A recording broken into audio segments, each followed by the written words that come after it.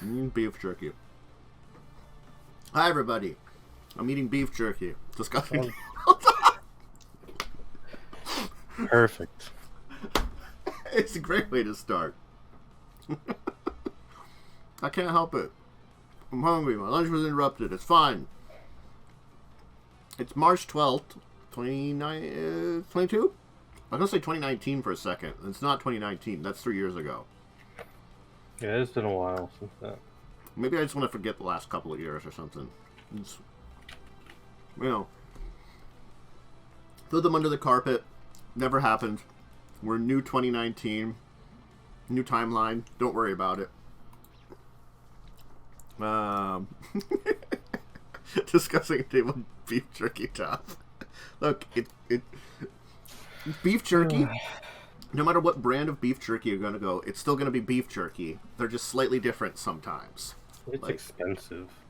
It is, and that's why I get it once every 3 months. It's way more expensive than it has any right to be. Yes. I technically at one point in time watched something that taught you from the Food Network that taught you how to make your own, and I'm like, that's a lot of work though. And I'm lazy. But anyway, we do have a docket of topics, technically. I'll just throw this up in chat or something. And I'm being joined by Momo today. Hello. Mm-hmm. It's cold and snowing, and I hate it because it's March, and it shouldn't be doing that here. Mm-hmm. Also, in 3 days, it's supposed to be the 60s. The snow's going to disappear. Yeah, it's going to be terrible. The thaw is going to flood my basement again. I hate basement flooding. It's just going to be terrible. Also, there's a hole in my roof currently, so that's going to leak from the snow. Yeah, we're going to get it fixed, and then it snowed, so now we have to wait. Mm-hmm. Anyway, I guess we can get started with these topics today. I mean, jeez. I could just sit here and complain, but I do that enough on this show. I can eat more beef jerky, but I probably shouldn't. I should probably save some so it can last a couple of days at least. If Joe were here, we could have another 30-minute conversation about being cooks. I mean, I did enjoy the 30-minute conversation about being cooks. It is a little better than the usual pre-Wrath chaos. Mm-hmm. About cryptid ass. I mean, that was a thing that was a discussion that was way too long. So that goes to show you. If you ever want to see our pre-shows for Children of Wrath, no. You don't. I sit there and make sure everything's set up while people discuss cryptid ass or something. Mads and Fish have a conversation. Mm-hmm. Occasionally Joe adds something to it. It's poor me and Momo sitting here kind of being why are we here for this part of it? Well, haven't we started yet? I'm like, is all this set up? Can I just press the start button? Hey, Lightning. Hello. Let's talk about our first topic because I'm gonna be honest. I don't think this is an actual 5th edition unless they're talking about.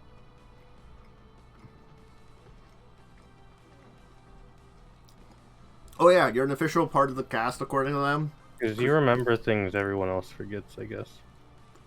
Mm-hmm. Yeah. What boss are you fighting, Lightning? Put it in chat. Mm-hmm.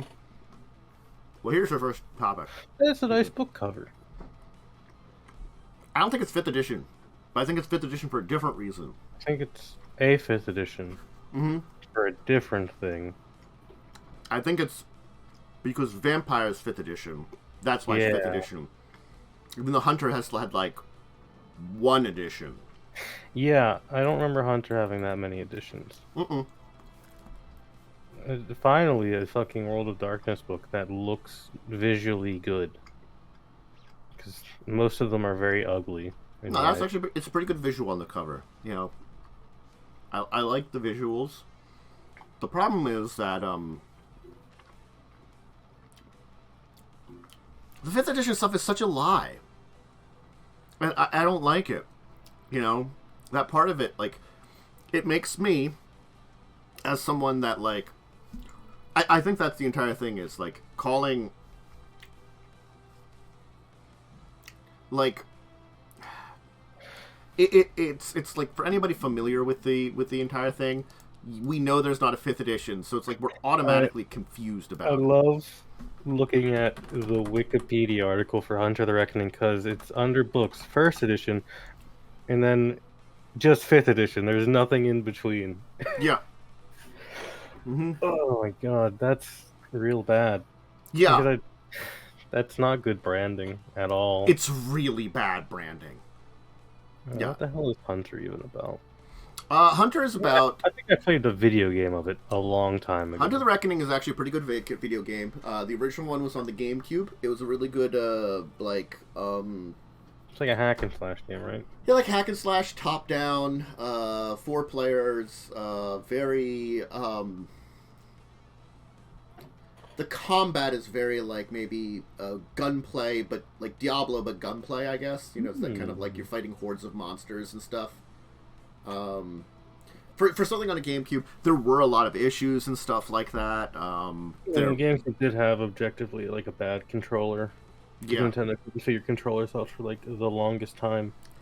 So, like, but granted, it did a good job of introducing you to the world of Hunter. The Reckoning. Yeah. Hunter the Reckoning is about, basically, humans who encounter supernatural things, werewolves, mages, vampires, other stuff, and they awaken to basically their own superpowers because they hear this almost angelic voice that gives them these powers to effectively hunt the creatures of darkness that would threaten other people. The thing about Hunter that's very dynamic, like, Vampire is supposed to be about the juxtaposition about, like, this political drama and controlling a beast. You know, that's what its juxtaposition is supposed to be. Now, 5th edition took the beast too far, and yes, I feel like I do feel like I will agree if people would argue that the original one doesn't really have the beast primarily very well in it unless a storyteller wants it. The storyteller determines what they want, you know, very much so. Which is not bad, but having that dynamic aspect of having the beast in there is not bad. I feel like, you know, they just took it, like, way too far. I feel like it's too mechanically tied in now. Mm-hmm. Considering you have to, like, roll... Maybe, like, if you're at, like, below 50% blood, you had to start rolling like that.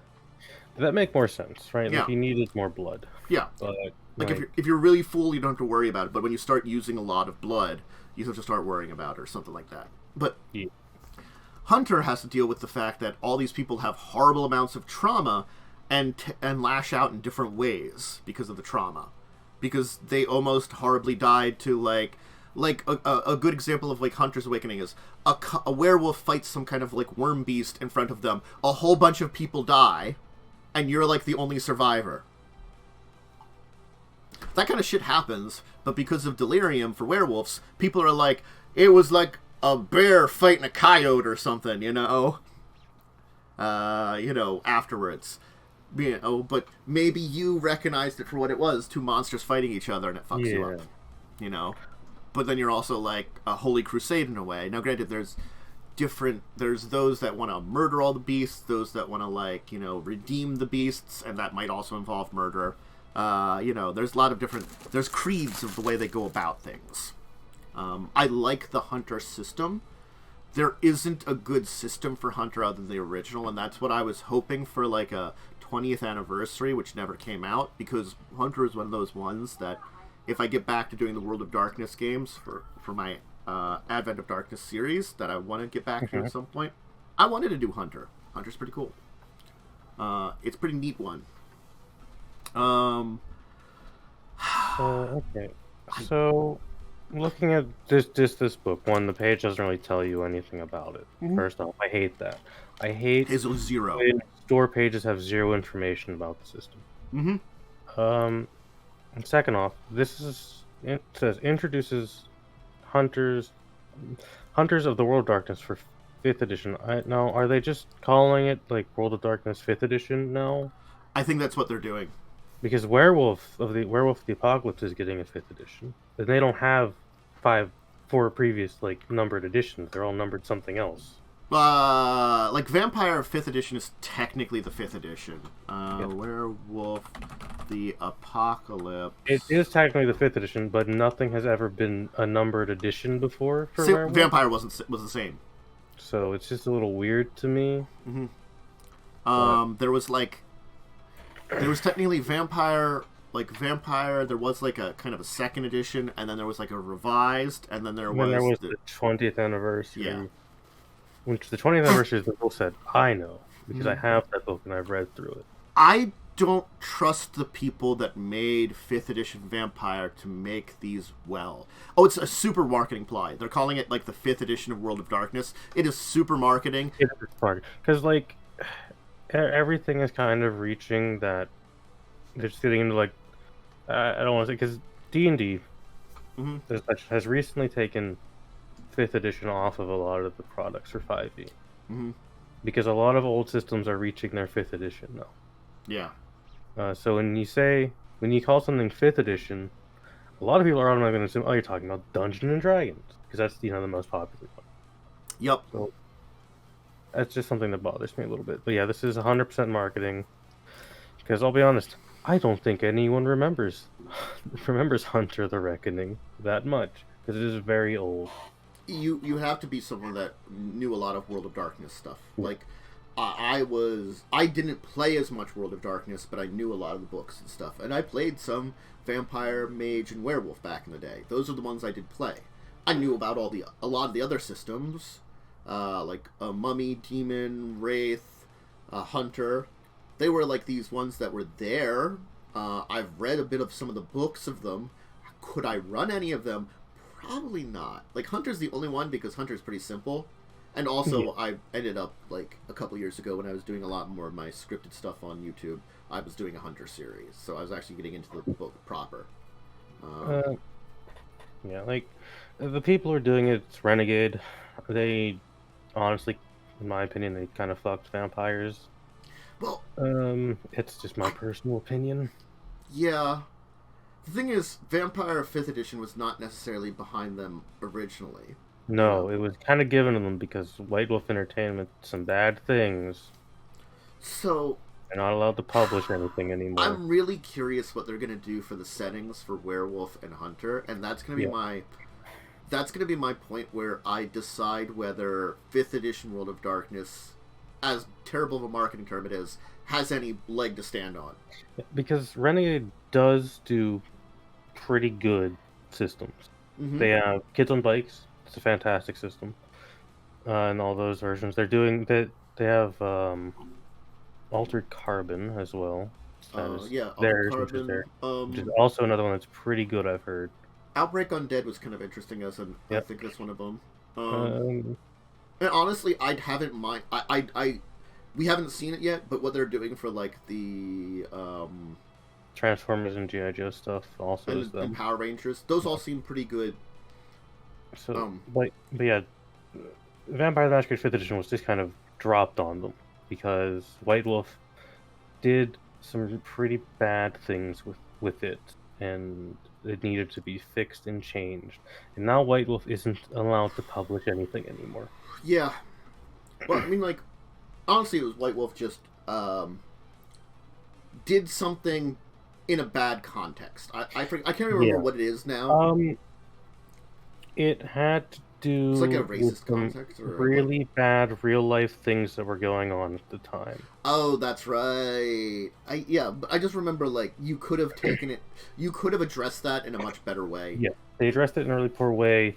There was a really bad public outcry, and Paradox, when she bought White Wolf while they were making 5th edition, basically put them under like a strict supervisory state, and they're not really allowed to write any books anymore.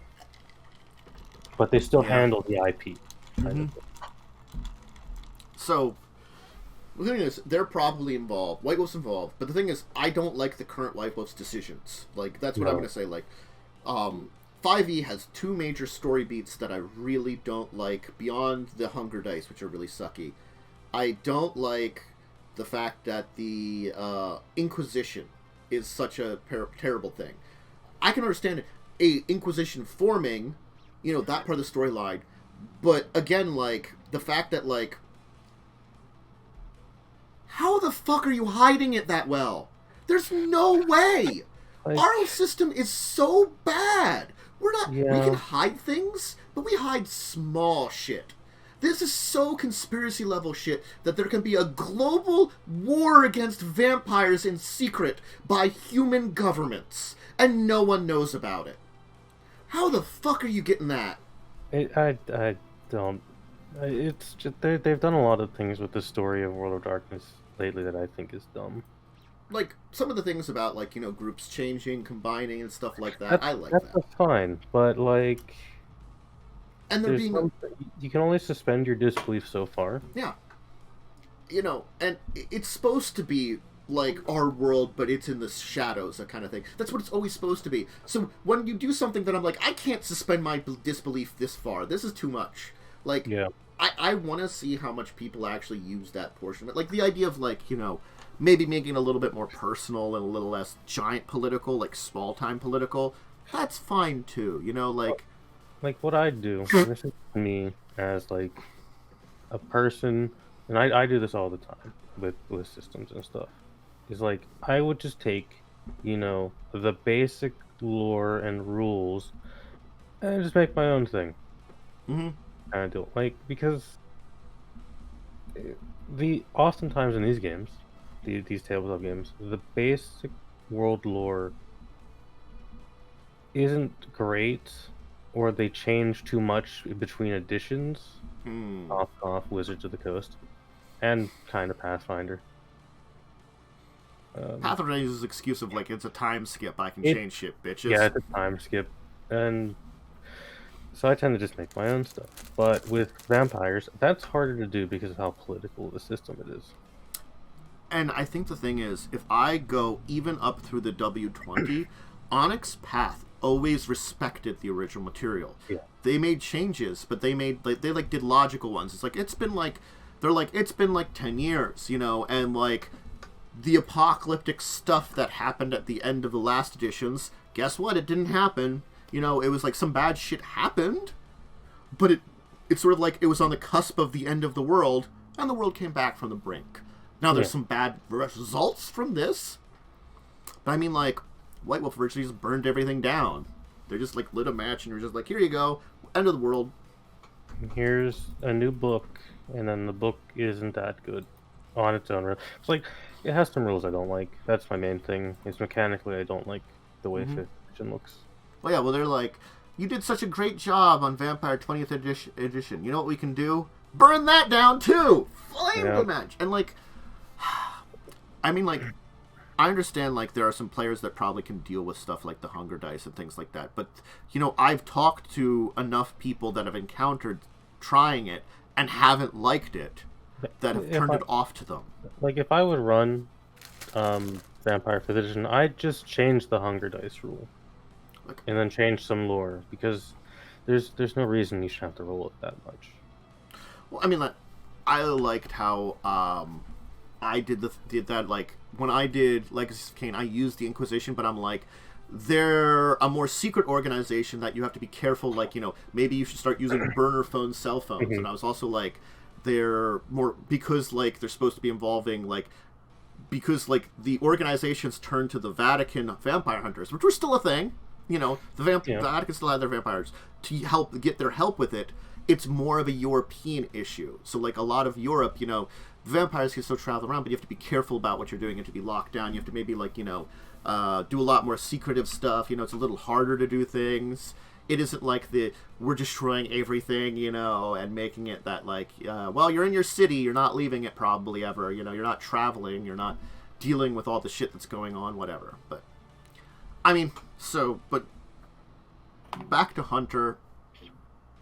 There wasn't really a big storyline for Hunter, because it was a very individual story. Yeah. You know, so the plot line doesn't really matter. I would like for them not to do anything involving the Second Inquisition, because I feel like Hunters as kind of like Maverick-type characters that do stuff on their own and maybe have their vague network amongst each other, you know, where they kind of have help, but everybody's like has their own opinions on stuff and like understanding. You know, I like that idea of it. They could, you know, develop the Hunters, you know, web network or something a little better, you know? Yeah, like, I mean, it could be good. It just depends how they're gonna do it, because, again, the last time Hunter came out was, like, 1999, I think. Yeah. It's quite old. And honestly, like, the, like, Hunter's network, anyway, could be, like, passed off very easily. There's a bunch of, like, supernatural kooks. Because there's people that talk about those kind of stories anyway, you know?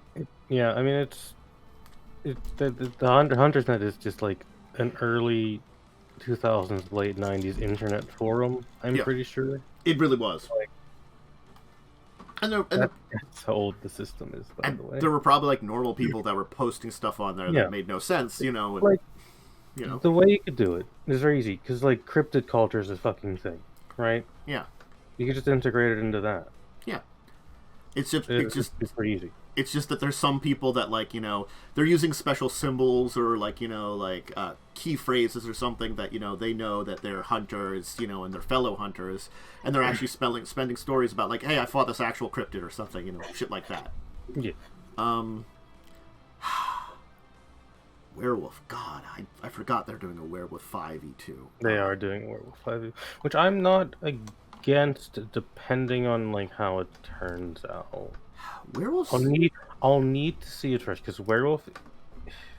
When I read through Werewolf like 2 years ago, it definitely showed its age. Yes, I agree. I just feel like they don't have to do anything apocalyptic in that. But the fact is, the issues that Werewolves had was built in the original system. Yeah, you had it like when. Like, they're like, here's this nice thing called Rage that you can use to get bonuses. But you have the problem of possibly raging. It's your choice whether you want to use it or not, but it might help you out in combat. You know, it's that catch-22 of, like, here's the temptation of something. And I felt like that was a much better system for using that kind of thing, you know? For having a beast take you over, you know? But... Yeah.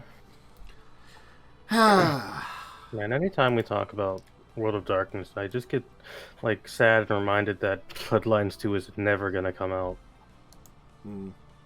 Thing was announced in, like, 2018.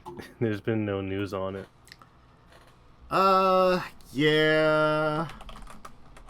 Werewolf is also more of a combat game, yeah. Werewolf is a heavy combat game. Vampires is not.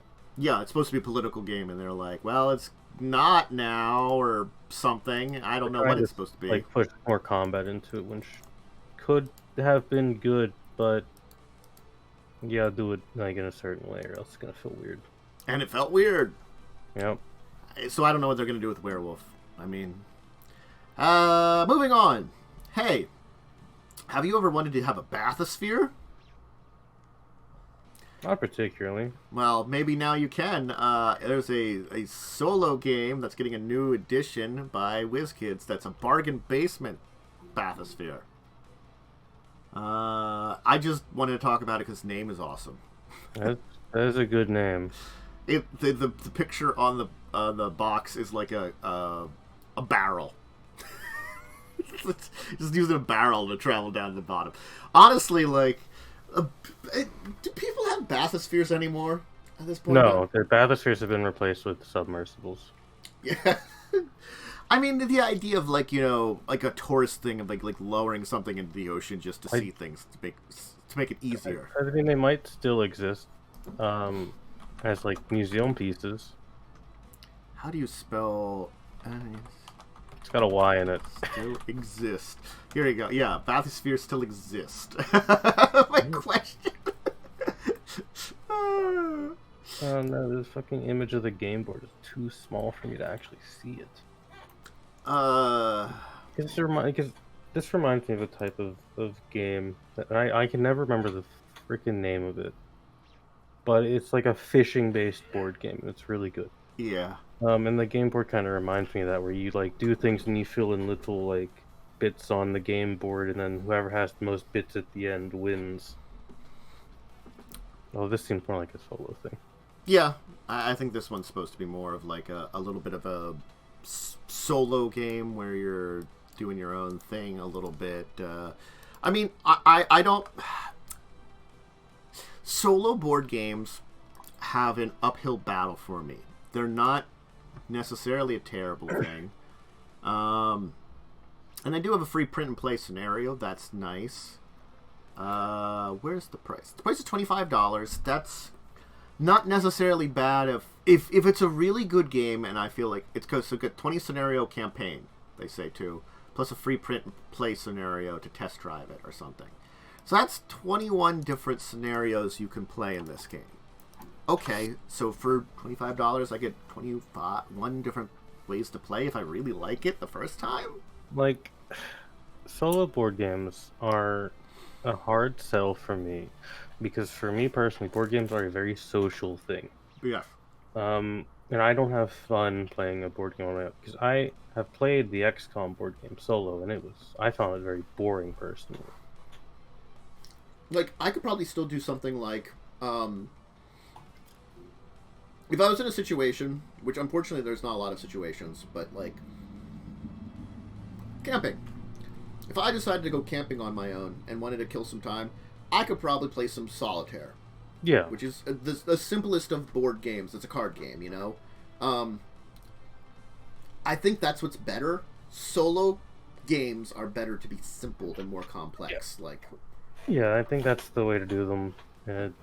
It's just personally not my thing. Mm-hmm. But if it is your thing, I mean, this looks interesting and cute, and I believe there's like a multiplayer version of this.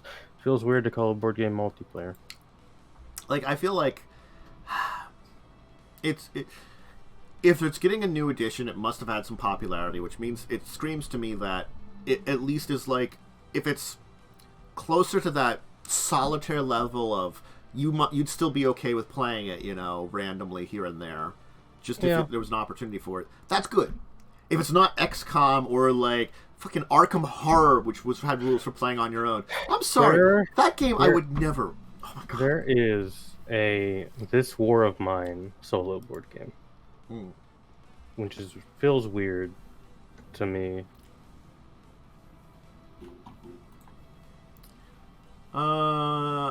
So there are apparently some actual reproductions of, like, actual functioning reproductions of Bathyspheres. I did look this up. And there was one that was, like, technically, there was one in use in an aquarium until 1994, but it was removed for renovations and languished in storage until 2005. And then went back into the aquarium for display. I know in, like, BioShock. They're there. Bathysphere. It's like the elevator in BioShock. I'll be honest, that's mainly where I first heard this word is BioShock. Mm-hmm. Because it's not a word that comes up that much. It really wasn't used past the 1950s. No. That's when submersibles became commonplace. Yeah. But now you can have a bargain one and go diving solo adventures if you want to. Yeah. But transition, speaking of solo, as I'm kind of like really reaching for that transition. Oh yeah. Solo Game Master's Guide by Modiphius. Ooh. So this is a solo GM. So I think it's like you're your own GM is what it kind of screams. Probably has this dedicated guide from Acclaim. Yeah. It's a crash course in solo storytelling. A toolkit you need to for your solo sessions to sign alias hers. So I don't know if this is like, for the words of it, does it mean it's like you're playing with one player? I think it might be. Because a solo session is typically like one-on-one. Yeah, that's why I'm like, the way they say it is like, and I know the Geek Gamers YouTube channel by name, but I don't know a lot about them at all. I don't even know their shows. Because it's based, like, apparently someone there does a lot of solo, I guess, RPG experiences, and then that's what they took their, like, advice for stuff or something, or had help with them.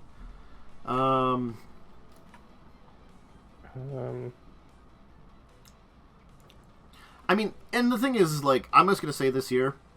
this seems like a basic, like, just game master's guide for good advice for a game master, plus good advice for running a solo game. Yeah, I mean, there's, like, nothing wrong with it. Yeah. And they do examples of soloing a lot of their, like, some of their popular games, like, or actually just popular rule sets, like Octon Cthulhu, Scarlet Heroes, Card Index RPG, Mutant Crawl Classics, and the world's most popular role-playing tabletop game, along with new principles to make. They can't mention it by name, of course. No, you're not allowed to mention it by name, no. I have to remember that they can't make it. They're just like, and totally D&D. Don't mind us that we're not mentioning it by name. You can totally see about it's very interesting in like marketing and what's it called? Sponsored streams for things that should probably mention Dungeons & Dragons 5th edition, but legally they can't, because this is often what they say is the most popular tabletop role-playing game. Like, you're not allowed to say it in marketing. They also apparently have, like, rules for actually soloing it without a game master, which is kind of a weird thing.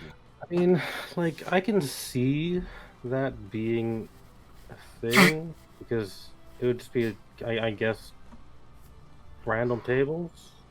Yeah. Because you're basically randomly generating an adventure kind of deal. But, again, this is not really my area of expertise.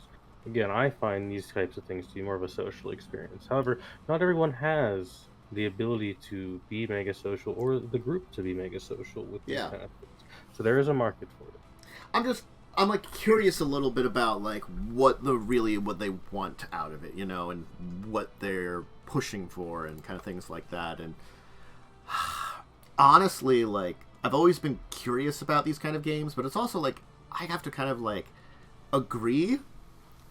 I'm not really one to be like, I want to play one of these things on my own, you know. Like, for me personally, if I want to play, like, I don't know, Pathfinder or D&D on my own, I'll just boot up Pathfinder or D&D video game. Not really the same, but it kind of is. Yeah. Right? You could like boot up Kingmaker and suffer. Well, if you really want to be in pain, yeah, boot up Kingmaker, or to a lesser degree, Wrath of the Righteous, because it has army management. Look, I'm side note, gonna complain about Kingmaker just for another second, because it is RPG related. Fucking, they're like, here's a storyline, go do it, and apparently it's like 3 boards full of stuff already, and fucking, I just like, it's like, I felt like, I guess you don't technically have a time constraint, but they don't tell you don't have a time constraint. They're just like, run through is a cool idea with, like, not the best execution. And apparently they did a lot better with Wrath of the Righteous. I will be happy when I get to that, honestly. Also, you can apparently turn off the management in Wrath of the Righteous. However, it's not recommended because it can lock you out of certain mythic paths by accident. I just also like, look, this guy's gonna die, I can't save him, apparently there was a way to save him, whatever, I don't care, you know? I don't know if I had access to it or not, I don't remember. The little I played of Kingmaker, I hated it. Because I played it when, I think I got it free on Epic, and I just hated it so much. I switch between enjoying it a lot, like, I actually do, as to say, the kingdom management stuff is kind of neat. It's just poorly implemented. It is poorly implemented. Like, there's some neat aspects to it. But then, like, I also, like, you know, like, oh, hey, I need some money. I'm going to go exploring. The thing is, like, they kind of hit you over the head sometimes with their, like, storylines. And I'm like, well, fuck, I got to take care of that. And I would rather just, like, go exploring sometimes. No. Not allowed. I feel like go die to owlbears. I can kill those owlbears now. I'm pretty sure those owlbears that could murder me. I'm level 10. I can murder the shit out of those owlbears. I can cast a bajillion spells on myself, enter into that area, and just murder them. Because when I, like, have time to, like, you know, when I have, like, literal in-game times, have, like, 2 minutes to cast all these spells, you know, and, like, boost myself up to no end, I will murder the shit out of anything. Also now I have, like, they give you a 4th level spell that's like Fireball, but you don't blow up your teammates. So I've detonating things with Fireball so much. My Arcane Trickster finally learned that. So now she could sniper things with Scorching Rays, or then just Fireball everything. You know, crowd control. Look. But, solo adventures, you know, again, up to you what you want to take out of it.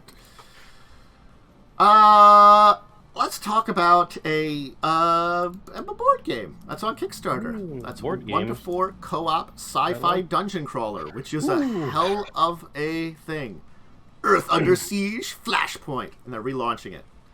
So I'm guessing because they are funded, that something happened in the original campaign that they had to take it down and just put it back up, which can happen.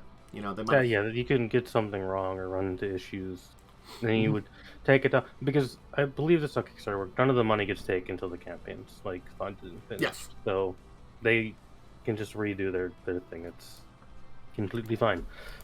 Oh, it's got miniatures. I love miniatures. This means it's going to be expensive. Let's see here. 120 for the basic pledge. That sounds about right. Yep, for the number of miniatures they're showing off here, the details, that sounds accurate. Yeah, that sounds completely fair. Mm-hmm. It's 64 minis in there. So it's a 60 to 90 minute gameplay, 1 to 4 players, 14 plus. Let's see here. It's your operative Aegis engage in covert missions against an invading alien force. So I'm guessing you're like infiltrating the aliens' base to take them down and save Earth. So it's stealth, sabotage, ambush style, fight good. Back against it. You know. And for some reason, I'm going to tell you this here. The alien forces look like they're just like sci-fi zombies. Yeah, and I'm like scrolling down to some of these miniatures, and like, first off, one of the first enemies they show, those just look like Nazis. Those just look like Nazis to me. They've got the hat and like the Nazi-ish uniform. All right, and there's like some weird, like people in power. There's some robots, and then there's some zombie people. You know, there's a rock man. Other the Vormacht. Of course, that's their name. But there's also Zethian Dominators. So the Zethians, I guess the Vormacht are like their infantry, and the Zethians are like the, I guess, rulers of it, who look very like they're like super zombies or something. I don't know.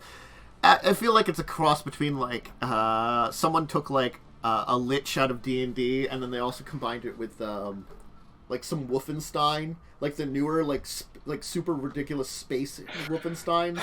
God, like Wolfenstein got real weird. He did. Isn't there like giant mechs on the moon or something? There's a moon base. There's also an orbital base at Venus where Hitler lives. That old chestnut. I mean, again, look aside, because I'm just busting on it on this point in time. Yeah, I mean, the minis look great. Oh, yeah. Honestly. They're so detailed and nice looking. A lot of minis. This kind of gameplay is neat.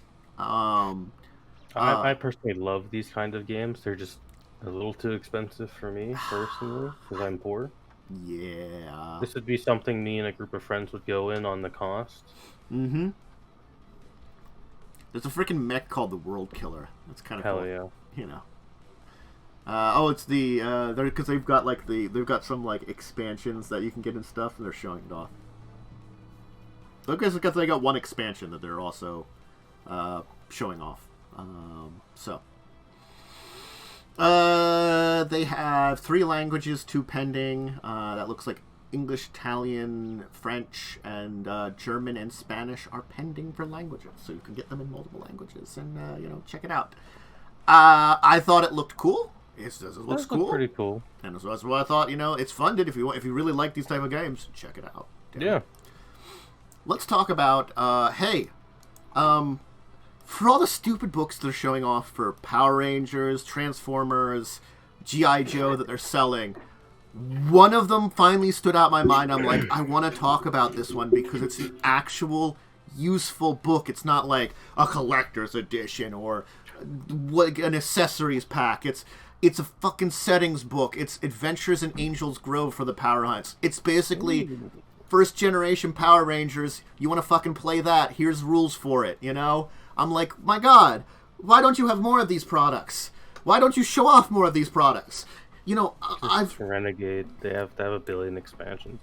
And accessories, yeah. Like, Renegade, I like your products, I just don't like the way you present them a lot of times. I think this was the one I was most interested in, despite not really having ever watched Power Rangers that much. Like, the first generation, I watched a bunch of, but, like, I'm also familiar... I'm familiar with this genre more than Power Rangers. Well, I was going to say, I'm familiar with Transformers and G.I. Joe. Now, granted, I was probably, like, too old. Like, I was too young to understand it when they originally came out, the, like, original Transformers stuff, but like, reruns on different networks and stuff through the 90s, which they did. That was when I experienced, the original Transformers and Power and G.I. Joe and stuff. So I am familiar with those also, I am not familiar with Transformers as much as I should be, but I have watched a few of the series. I believe Beast Wars was airing when I was a child, so I did watch that one. Beast Wars is a good one. That's one of those ones that, like, if they do this one, I love them do Beast Wars. And, like, I think, like, doing books like this, which would be dedicated to, like, a generation or like, an edition of something. Like, there have been other G.I. Joes. I think the original is really the most successful, unfortunately. I mean, it has to be, because I don't remember any other G.I. Joe besides it. And then there's really bad movies. That's I remember, there's like one or two that I remember existing, and I don't remember if any of them were good, because that's how memorable they are. And by good, I mean, like, watchable. Yeah, like, acceptable. Yeah. Like, there's certainly plenty of cartoons or TV series that I can call... I vaguely remember they were acceptable. I'd say, like, if you want to watch them once, or if you're a fan of them, I could understand that. They were fine for me. They're not, like, also not, like, super complicated, because G.I. Joe is one of the shows that was made for a toy line that already existed. Yeah. And it was just an advertisement for toys. I think by the time we get to G.I. Joe, it's when they're like, that's the Reagan years, when they're like, well, you can still do that, but you have to have a story. You have to have a story, yeah. So that's why, like, yes, it's there to sell toys, but they do have okay storylines, mostly. It is also, like, it is also just, like, a super American propaganda. It is super American propaganda. The original G.I. Joe is very... The original one is very American. Well, the thing is, it's supposed to be multinational, but it's sort of like, They're all Americans in the show, I'm pretty sure. I think there's supposed to be some non-American, technically. But I don't... But, like, I think it's the idea that, like, if it's multinational, it's sort of like it's the Cold War, America's leading the way kind of thing. It's like NATO propaganda. Yeah. Or some shit. Yeah, it's it did come out in a time when that was a thing. Yeah. So, I will tell you, it has a very heavy American flair. So it's sort of like, It really does. It's like, we do have some multinational people. There's our 4 guys from other places in the world. That would make us multinational. Yeah! 4 dudes. Also, the world is funding us. Yeah! Because, like, NATO and the United Nations, they're all for funding our great works. G.I. Joe. It's a bit like Children's Team America. Yes. But, like, a lot less crass. But, I mean, like, they announced books because they had Renegade Con, a.k.a. Their news conference. Press conference. And, like, I was looking through, like, their G.I. Joe, their Transformers, their Power Rangers announcements. They're like, this is the only thing they announce as a product that I'm like, okay, sure. It's an actual product that I mean, like, this is the one I could be like, great. More like this. Oh, wait, no. You have, like, a character journal and miniatures set and, like, some accessories for, like, I don't know, I guess, cardboard stands if you wanted to go that route with just like, you know, like you have the miniatures for like, you know, your characters and the cardboard stands for the enemies, because of course. Yeah, I mean, like, I'll be honest, you're not gonna look very unique in a Power Rangers role-playing game because you are wearing the Power Rangers suit. You're one of like 5 colors. I mean, you could be creative and be like, you've got a different color. You could be the blue guy who, in the one series Powers, he's Scottish.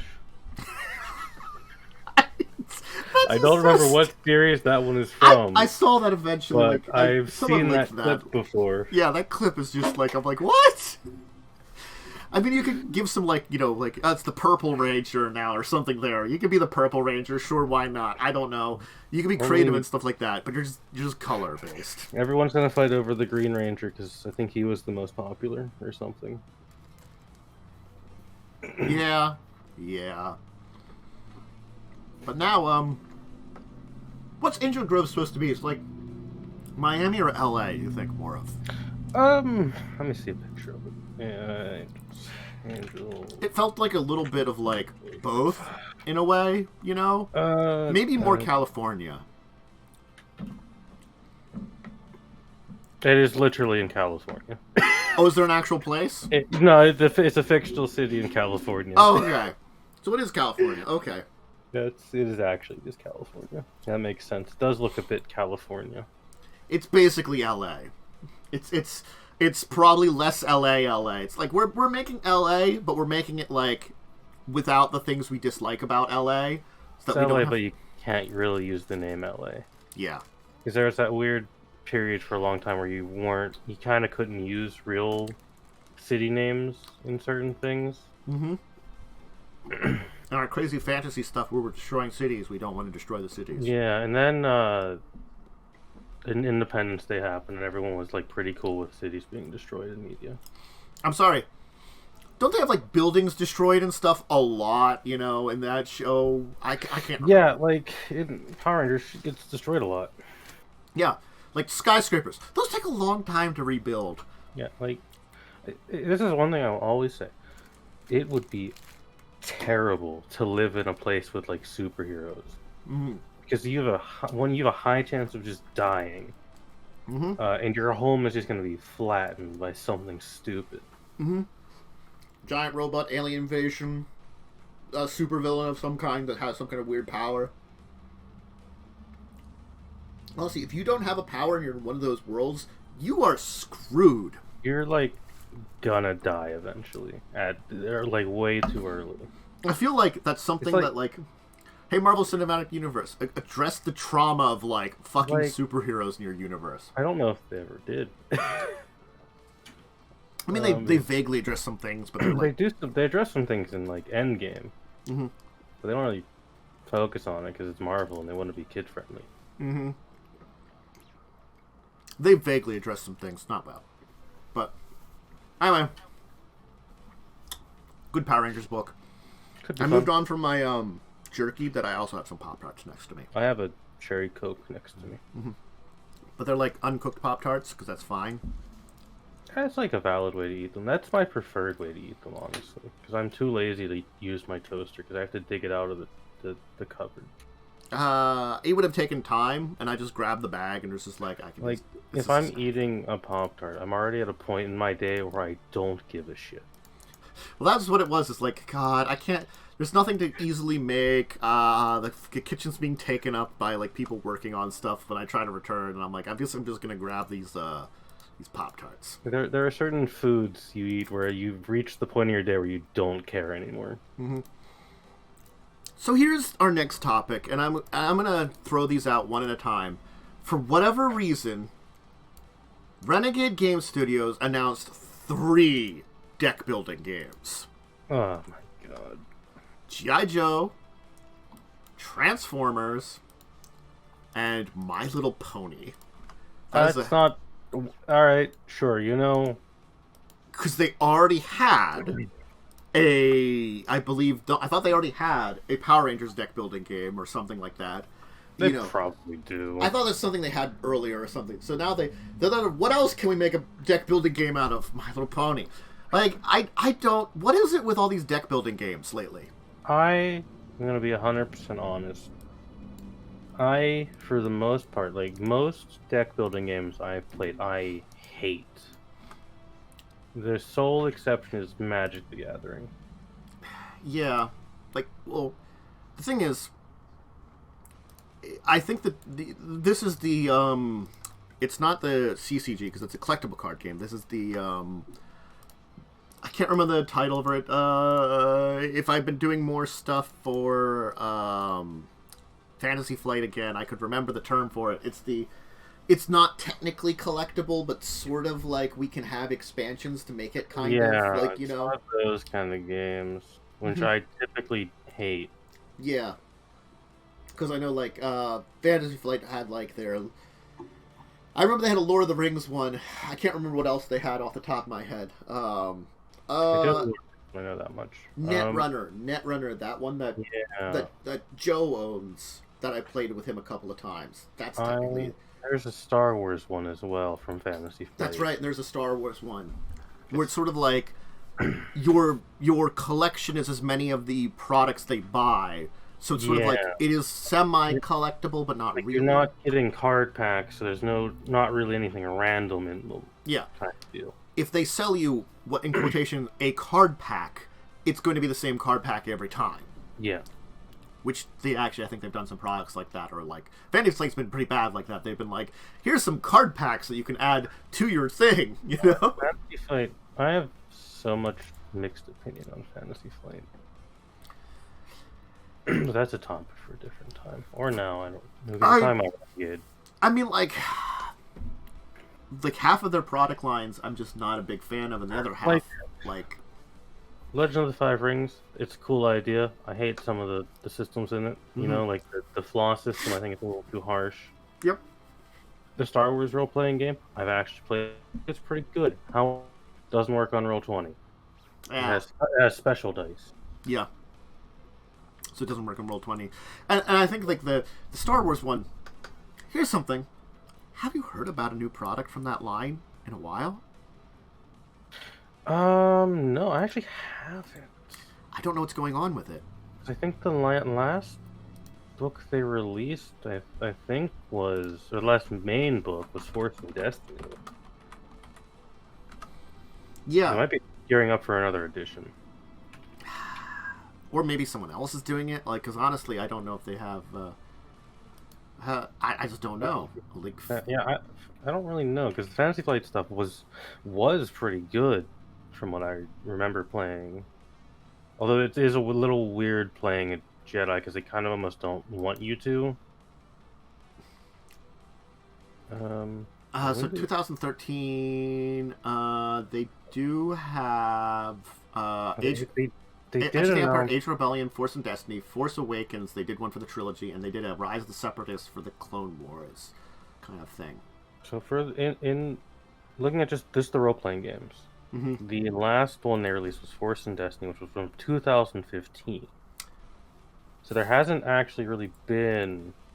Last source book, February 2020. I don't know what's going on with it. So, yeah, they might... I'm not too sure. And again, like, from what I've heard, people like the system a lot. It's like a pretty good system. It just sadly doesn't work on... Roll20. Yeah, sadly doesn't work on Roll20. So I would have just run that instead of Star Wars 5, but Star Wars 5 just is a little more fun, in my opinion. I mean, Star Wars 5 is pretty fun. It's an update from the older Star Wars, the 3rd edition role-playing game, and it works pretty well. Pretty good. I wouldn't have minded the idea, because I feel like the Star Wars role-playing game, it has a system in place that, like, I know they use a similar system in Star Trek, that kind of like, I think that's like the Force and Light Points or something like it. And Star Trek has that, like, you know, your team has momentum, while the game master has their own kind of momentum kind of thing. Then you can like add to your game master's kind of momentum and stuff for things, you know. So it's got kind of that pool of English push-pull kind of thing. The main problem I had with it is it uses narrative dice, which don't really work on Roll20 that well.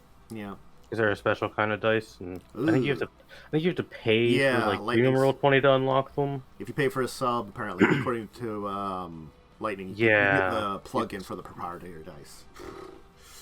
or you use an online dice roller. Mm-hmm. But yeah, so I hate deck builders. Just gonna put that out there. I'm not a fan of them. I think they are substantially less fun than a trading card game. so it looks as though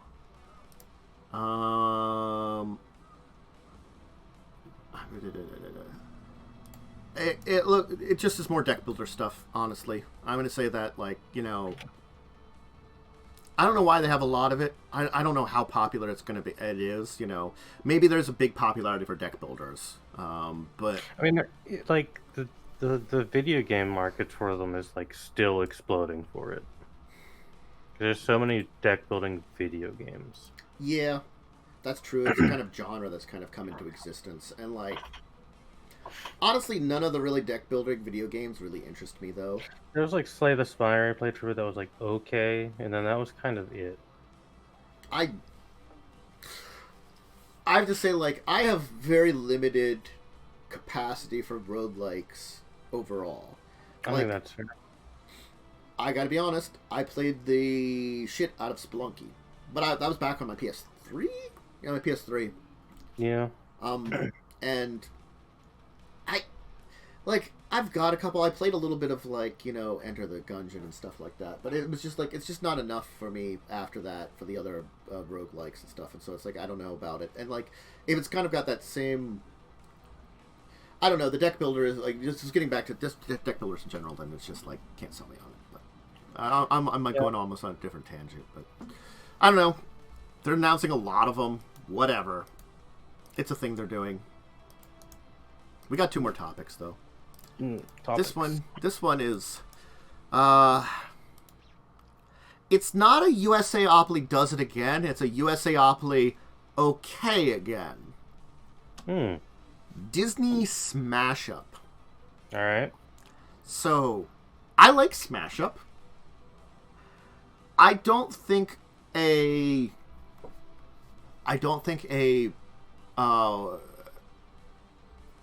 what's the word I'm looking for? A version of something that is licensed. A licensed Smash Up is a bad idea if you're expanding your stuff. It feels weird. But they're also supposed to be 8 different factions out of Disney. All right. I just don't see that. Like, I'm going to tell you. And they're going for, like, Disney animation, Disney kind of things. Like, they did a Marvel Smash Up, and, like, that one was a little bit of, like, an unusual thing. Kind of makes sense, though. Yeah, they could have, like, different teams, like an X-Men and Avengers, and, like, very evil villain teams and stuff like that, to have for themes for these decks. So I can see that a little bit better, of that, like, okay, it's a little unusual, but I can see you with this large product line of things where they have team-based stuff coming up with factions that are based upon these teams and stuff, kind of thing. This, on the other hand, what are they coming up with for, like, 8 different factions that they can smash together for unique decks? And that means, like, how unique are they going to be? I have no idea. I don't know enough Disney to name enough characters that can fit into this, but yes. Okay, so the problem with Disney is Disney owns so much. I don't know what isn't a Disney movie, like animated movie anymore. God, that's right. They've acquired more of them now. Own so much. It's like they've got their original line. They have the Pixar line, and I think even now they've acquired like a couple more things with like. Yeah, because like fuck, what's it called? I'm blanking. Night Before Christmas is listed on this card list. Yeah. That's not a Disney product. Well, I guess it is now. But it Um, wasn't, right? Like, that wasn't made by Disney, I think. Not directly. It might have been, like, partially funded? Let me look it up. I also generally just don't know. Right, like, it... Okay, it was Touchstone. Touchstone. Okay, yeah, that is. And Touchstone was the Disney label for stuff that was less Disney friendly. Yeah, that makes sense. Okay. So, yeah. That's just what I'm talking about. It's hard to know. Yeah. What the hell is Disney? Because Disney has so many subsidiaries. So technically it was a Disney product, but it was one of their subsidiaries that they used for PG-13R movies. Back in the day. Disney owns just so much crap. And I think they've kind of gotten rid of that at this point in time. They just kind of combine things together. Everything is Disney. Eventually, everything will be Disney. I mean, honestly, like, I don't know. Like, our entertainment thing. I think there's Disney owns, I think, like 90% of all movie IPs now, or something. Because they bought Fox, which owned most of them. They own like a good chunk of the library of stuff now, but they're like Fox was only like was like maybe a quarter of the but Disney also had a pot stake in it. I think like there's like whatever's left over from like Paramount still there. And Disney apparently now owns 30% of all cinema IPs. That actually was around where I thought it would be. That makes sense, yeah. Because I thought like Fox would have been about. Maybe it wasn't 25%, but it was a pretty big chunk. Fox is like one of the big ones. Yeah. That got bought up. And they also had a chunk there too. Yeah. So. Disney owns a lot, and feels a little weird sometimes. And also, this Smash Up feels weird, because like I always imagine Smash Up is them fighting. It is them fighting. Because, like, I don't know, I mean, Milan can fight. She's literally a soldier. Wreck-It Ralph can probably beat someone to death, but, like, Aladdin, he can't do shit. I mean, if we go by the Genesis game, he gets a sword. He does get a sword, I guess. I think he actually, in the movie, canonically does, like, sword fight a guy or something. So, I mean, like... Oh, I've actually never seen Aladdin. I haven't seen it since, like... I might have seen it after the 90s once or something. Look, I'm going to say, like, I did see, back in the day, the cartoon based on it. Because I saw... Because the Disney cartoons based on their animations were actually pretty good for a while. Yeah, like, I missed most of the Disney stuff. Uh-huh. By, like, a bit of a gap. But I was, like, cognizant and aware what was Disney at the time. Mm-hmm. They had a lot of good things back in the day. And they made a bunch of direct-to-video sequels. They always did that. Those were always bad. They usually are pretty bad. Like, Mulan 2 is, like, pretty trash. I forgot they did a second one of that one. Just, like, a short list of, like, some of the direct-to-video... I've heard there are some of them are good, but not many of them. But, yeah, Hercules beats up tiny princess ladies. Honestly. It's like... That's the weird thing is... I don't think it's a bad product. It's a weird product. It just feels weird. Mm-hmm. Like, I like Smash Up. I don't think something like a Disney Smash Up is necessarily bad. I'm curious what they're doing with it, but also that curiosity brings me to, that's just kind of a weird game to put Disney on top of. I think there would be better games out there, honestly, that you could put the Disney logo on top of.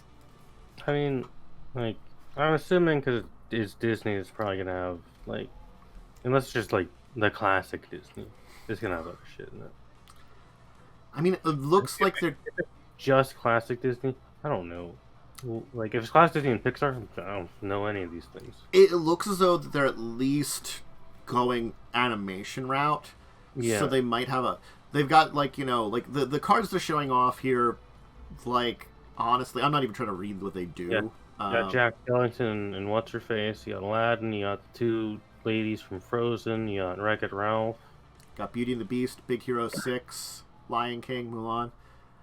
That's the one I'm sad about. I liked the Big Hero 6. I thought that was a pretty good movie. That was a good movie.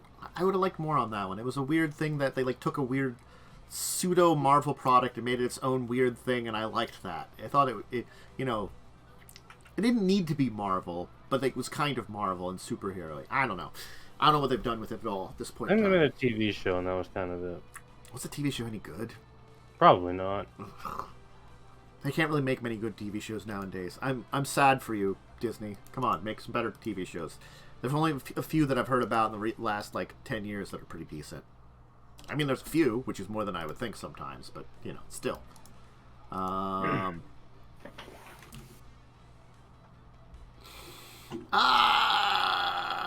Sure. Weird.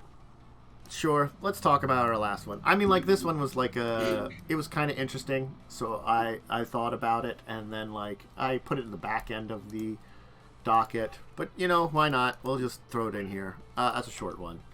It's a 5e weird setting. They say it's a D&D 5e setting and supplement, so they can say it's D&D because it's made directly for D&D.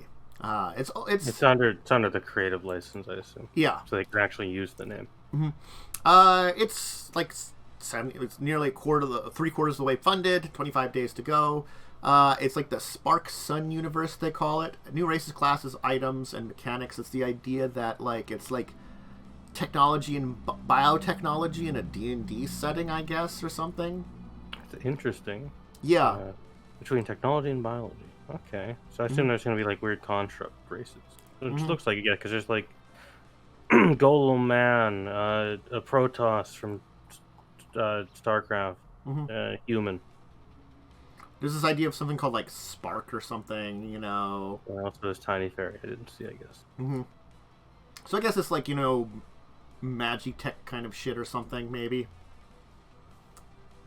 I'll assume that's what it is, We're going classic Final Fantasy with weird magical technology, This is probably built off as just the actual framework of 5e, because I've seen a few things like this where it just takes the framework, rips all the 5e-ness out of it, and puts its own stuff in, which are actually usually pretty cool. Lightning, you can add sexy otter people to any game you want. That's up to you. If you want a sexy otter person in a game you're running, I'm not going to stop you. I'm not going to play your sexy otter person because honestly, I don't need to be a sexy otter. But I'm not going to stop you from having a sexy otter. Why be an otter when you can be a gnome that wears a badger? Did you ever think about that one, Lightning? Mm-hmm. I'd totally play a giant rock dude, but I'd wear a person on my head. Okay. For context, for the listeners here, right? Because I feel like this does need context. Mm-hmm. In, I believe, the Star Wars 3.5 race book, on Alderaan, there is a race of anthropomorphic otters who are described as very attractive. And they're also all super dead because that planet blew up. Well, I mean, apparently that was only one of their colonies. I was looking into them. There are still sexy otter people out there, apparently. Thank God. I'm going to have one show up in Star Wars 5e. Uh-huh. I guess, one of their major colonies was detonated, and that's kind of terrible for their species. It's weird. But yeah, that's the context that Star Wars... Yeah, Star Wars otter people is a thing. Yep. They're weirdly sexy, apparently. It's the real reason Obi-Wan was upset Alderaan blew up. Mm-hmm.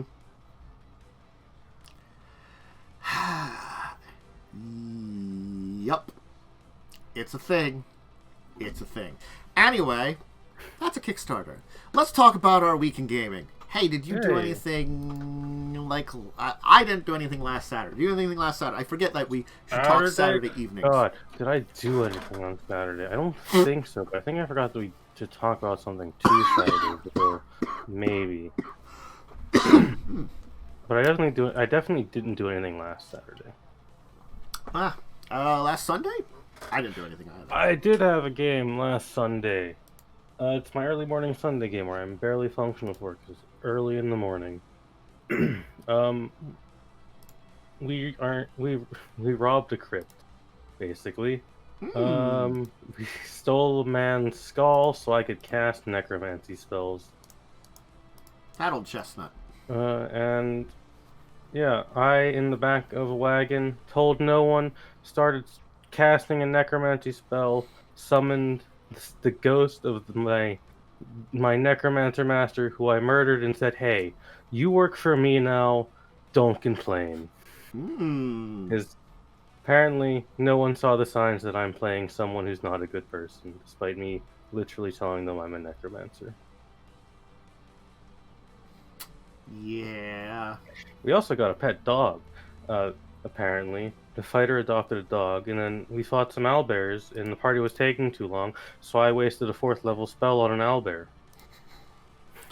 I mean, I'm going to say I this. just walked up to an owlbear, cast Blight, and then walked away.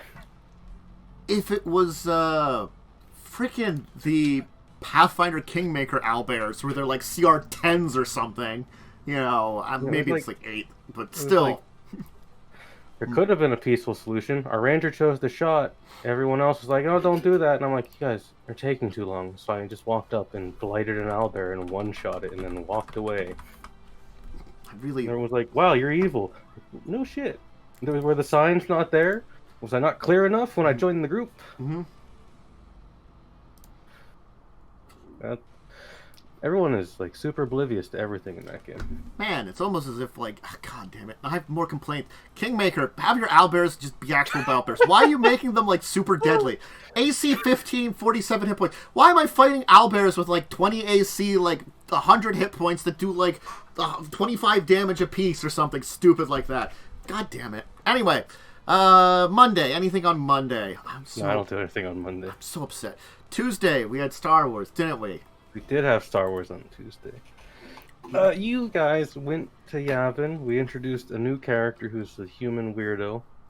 I think he's human. I might be forgetting. I honestly... He looks human to me. Like, that's the thing is, like, I was like, I think he's supposed to be human? I don't think Cell ever said. Yeah. So, I'm assuming human. Yeah, unless you say usually it's like, it's probably human. Yeah, and you guys went and investigated an old rebel base, found a body drained of all of its fluids. That's not weird or anything. Nope. You learned that force vampires exist. Yeah. I learned that those are actually canon. Yep. Star Wars is great, guys. Star Wars is weird. And then you went and fought some cultist troopers. You got real mad and executed a man. Yeah, I did. And then you met a sassy villain. Yeah. Yeah, I did. Look, I lost my cool for a minute, and it resulted in the execution of an now you're gonna go have a totally friendly chat where you're not gonna shoot this woman. Definitely. At all. I don't have a gun, so I am not going to shoot her. You technically have a gun. Look. You're just bad at shooting it. That's why I'm not going to have the gun out to shoot her. So I will not be shooting her. I have fully prepped the session for you to just, like, go in and start shooting people without talking, and that's fine. That's a decision you will make. That's a decision the rest of my team will make. I'm willing to at least, humor the lady. I am willing to humor her briefly. And learn more about her horrible Sith cult. And understanding why is it... And maybe, like, tell her, like, you know, like, look, it's bad. Why did you do that? That's a bad idea. Like, the Sith died because they were stupid. The Jedi died because they were stupid. Why are you going with either of them? Just do something else. Just do something else. Make up something else. Honestly, just do something else. Technically, the Sith are still alive. There's 2 of them. Yeah, 2 of them. Fuck you, that is, to be fair, that is literally their own fault. They have a rule of 2. There can be no more than 2 Sith in the galaxy at a time. Well, I mean, that rule was set up because, like, we were genocided by the Jedi, you know, or we lost the Great War with the Jedi. Well, there's like 2 left now, then we don't have to worry about it because we can hide in secret. And also, the Jedi mostly didn't die about due to their own fault, to be fair. Yeah, but I mean, like, they had some stupid ideas, you know, and, like, that didn't help them. They made decisions which didn't help with the, eventual, like, attack on them. No one can predict the Senate, though. I mean, like it's just poor choices in the long run that helped set them up into a situation where the things could happen to them. There were a lot of steps along the way that they could have done to avoid Anakin becoming evil. Mm-hmm. Yep. But yeah. So some Star Wars adventures, and then fun time. It was fun. Yeah. Then we had Amazing Wednesday adventures. We did. God, we had no right to blitz through that dungeon the way we did. You did really good at blitzing through that dungeon. During that session, I was like, wow, we're taking a lot of hits. This feels like too many enemies. And I remembered, oh, it's Pathfinder. You're actually just supposed to leave the dungeon eventually and then come back. Yes! I forgot momentarily. That's how Pathfinder works. You don't stay in a dungeon forever. You just leave and come back. Like, there were certain things you could have... Like, there were certain points where if you had stopped, there would have been no repercussions in the dungeon. Because honestly, like the first couple of groups of them, no one's around that area very often. You could have easily left and come back, Like the first ambush, easily after that one, you could have left and come back. Those guys were there, but no one's checking on them. They've been assigned there. They've been there for days before, anybody worried, There was a couple other places that you could have easily just brushed. We murdered, everything in that cave. Yeah. And I'm also vindicated that we killed that crab, because Equal's been using that trident a lot. Yeah. There was so much, I tried to give you at least the obvious loot, but there's a lot of things of you could just loot stuff that you're like, we're gonna ignore everything and not even search the area, just blitz to the next thing. I'm like, there's stuff here, To be fair, this is our own fault because we did pick Yakul as captain. Mm-hmm. And Yakul just kind of moves to murder, and then when he's done murdering, he just kind of shuts off. He goes in the low power mode. He has two modes, murder and not murder. Yeah. Yeah, you got through a lot of that, a lot more than I thought you would, honestly.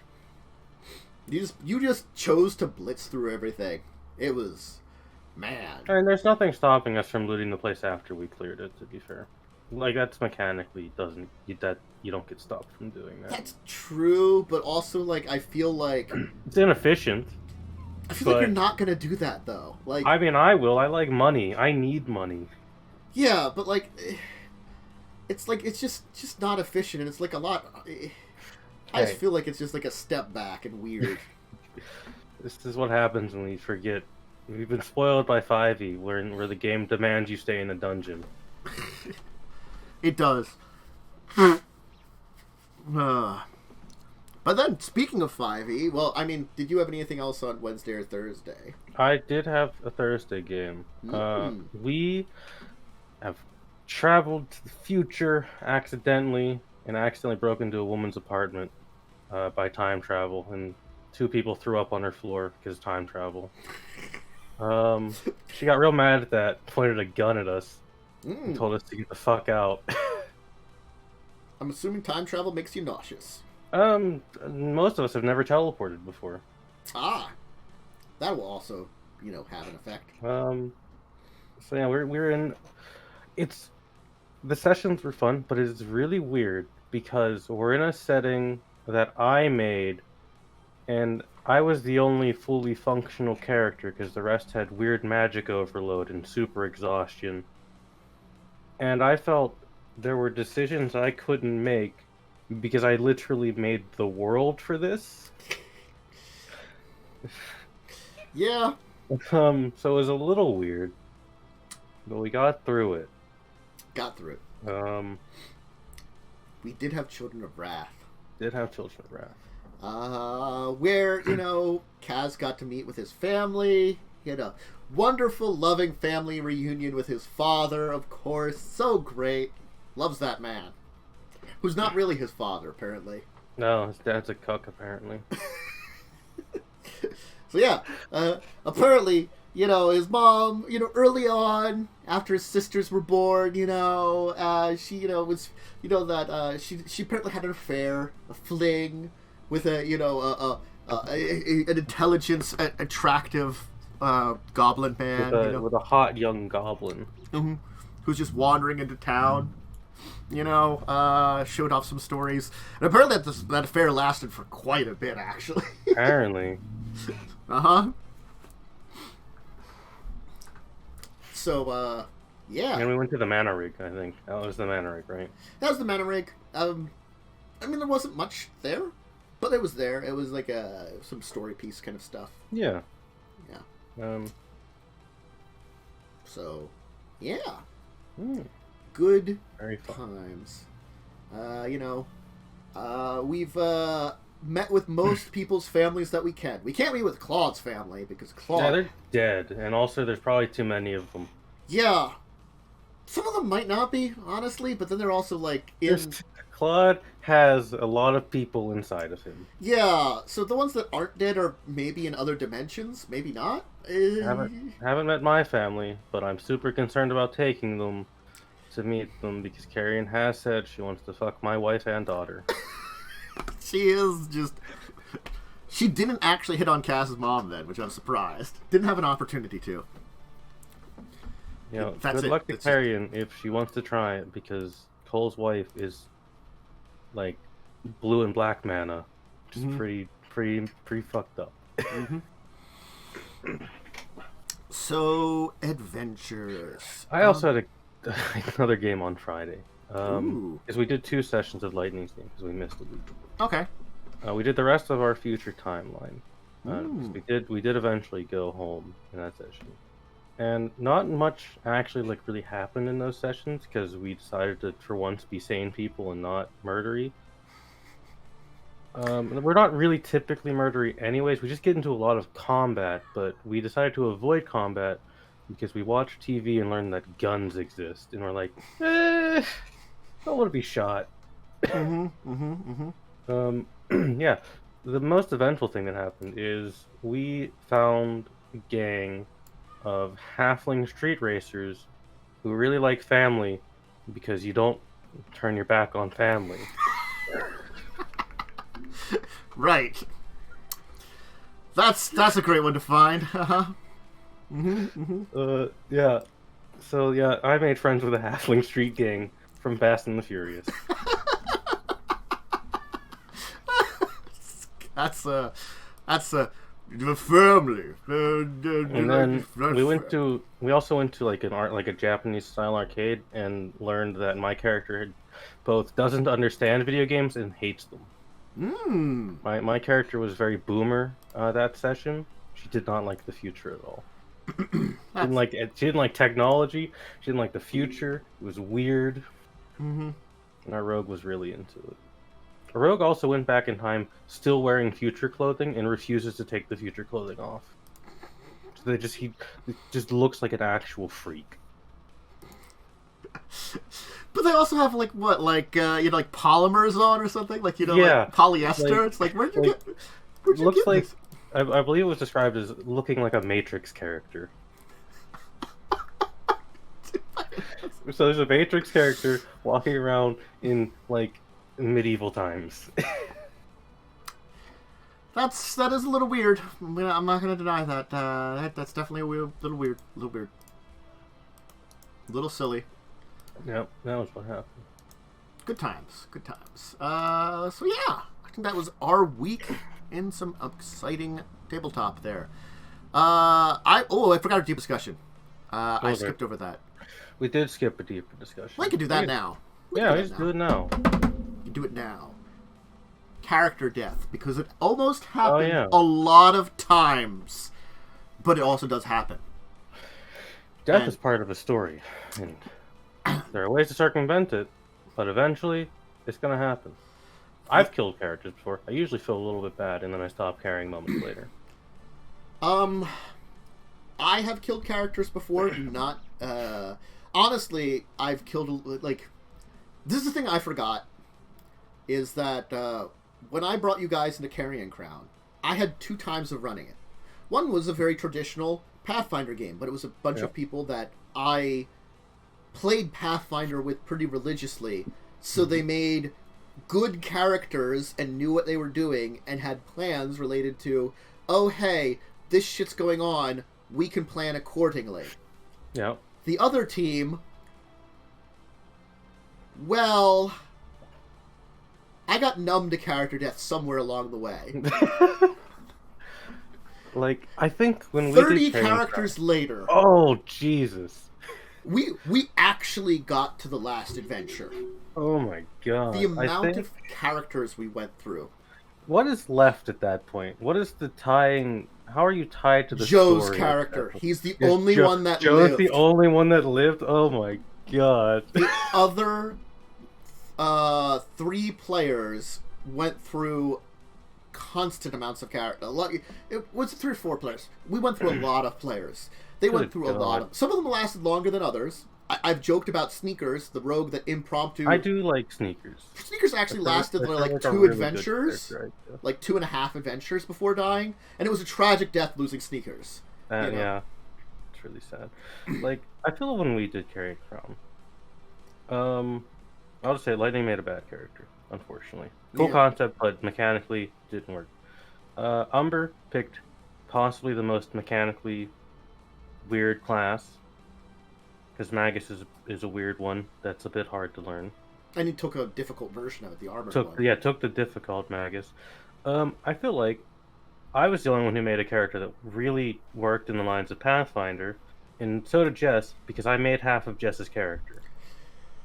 Honestly, I think the only other one that really would have worked was Carpe, but he wasn't there very long before he had to stop. I made some dumb decisions with my character because I forgot how ranged combat really works in Pathfinder, because it had been a long time. But that eventually got fixed, and my character was pretty much remained one of the only functional characters in that adventure.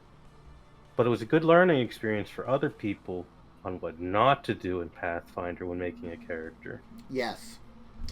Like, if we compare those characters to the characters that people have in, like, Skulls and Shackles and Buccaneers of Shacklesea, their characters are much better, all much better done. Honestly, you had to switch out, but it's because, like... It's just the character was mechanically good and worked as a Pathfinder character, just didn't fit the adventure. Yeah. Like, the initial adventure would have been fine, but, like, the turns it takes, it just didn't fit the character, unfortunately. Yeah, it felt like it was going in, like, a different... Because the thing is, we didn't really... You have choices in the direction it kind of goes. Like, the story remains basically the same. The tone of the story changes, depending on your choices. And you are very chaotic neutral pirates. We are, yeah. You won't kill people you don't need to, but you're not against murdering people either. Which is like historical pirates. Yeah. It's sort of like, when you need to, you're going to kill the shit out of people. Yeah. When you don't need to, you'd rather not. We'll talk to them. You know, which again, like, I don't think it's possible, but not very easy to do something like chaotic good pirates. It is possible. Difficult.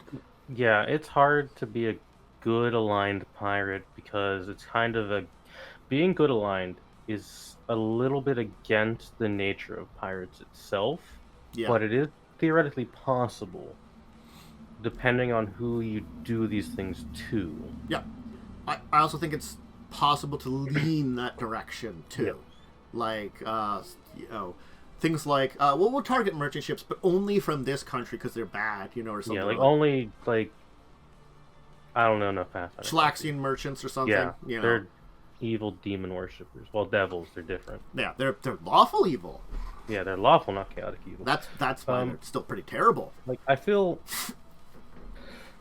like the next character death we're gonna experience, it's gonna be Yakul. Probably. Because at some point, Eric's luck is gonna stop. And by all rights, Yakul should already be dead. Yakul should have died fighting a devilfish.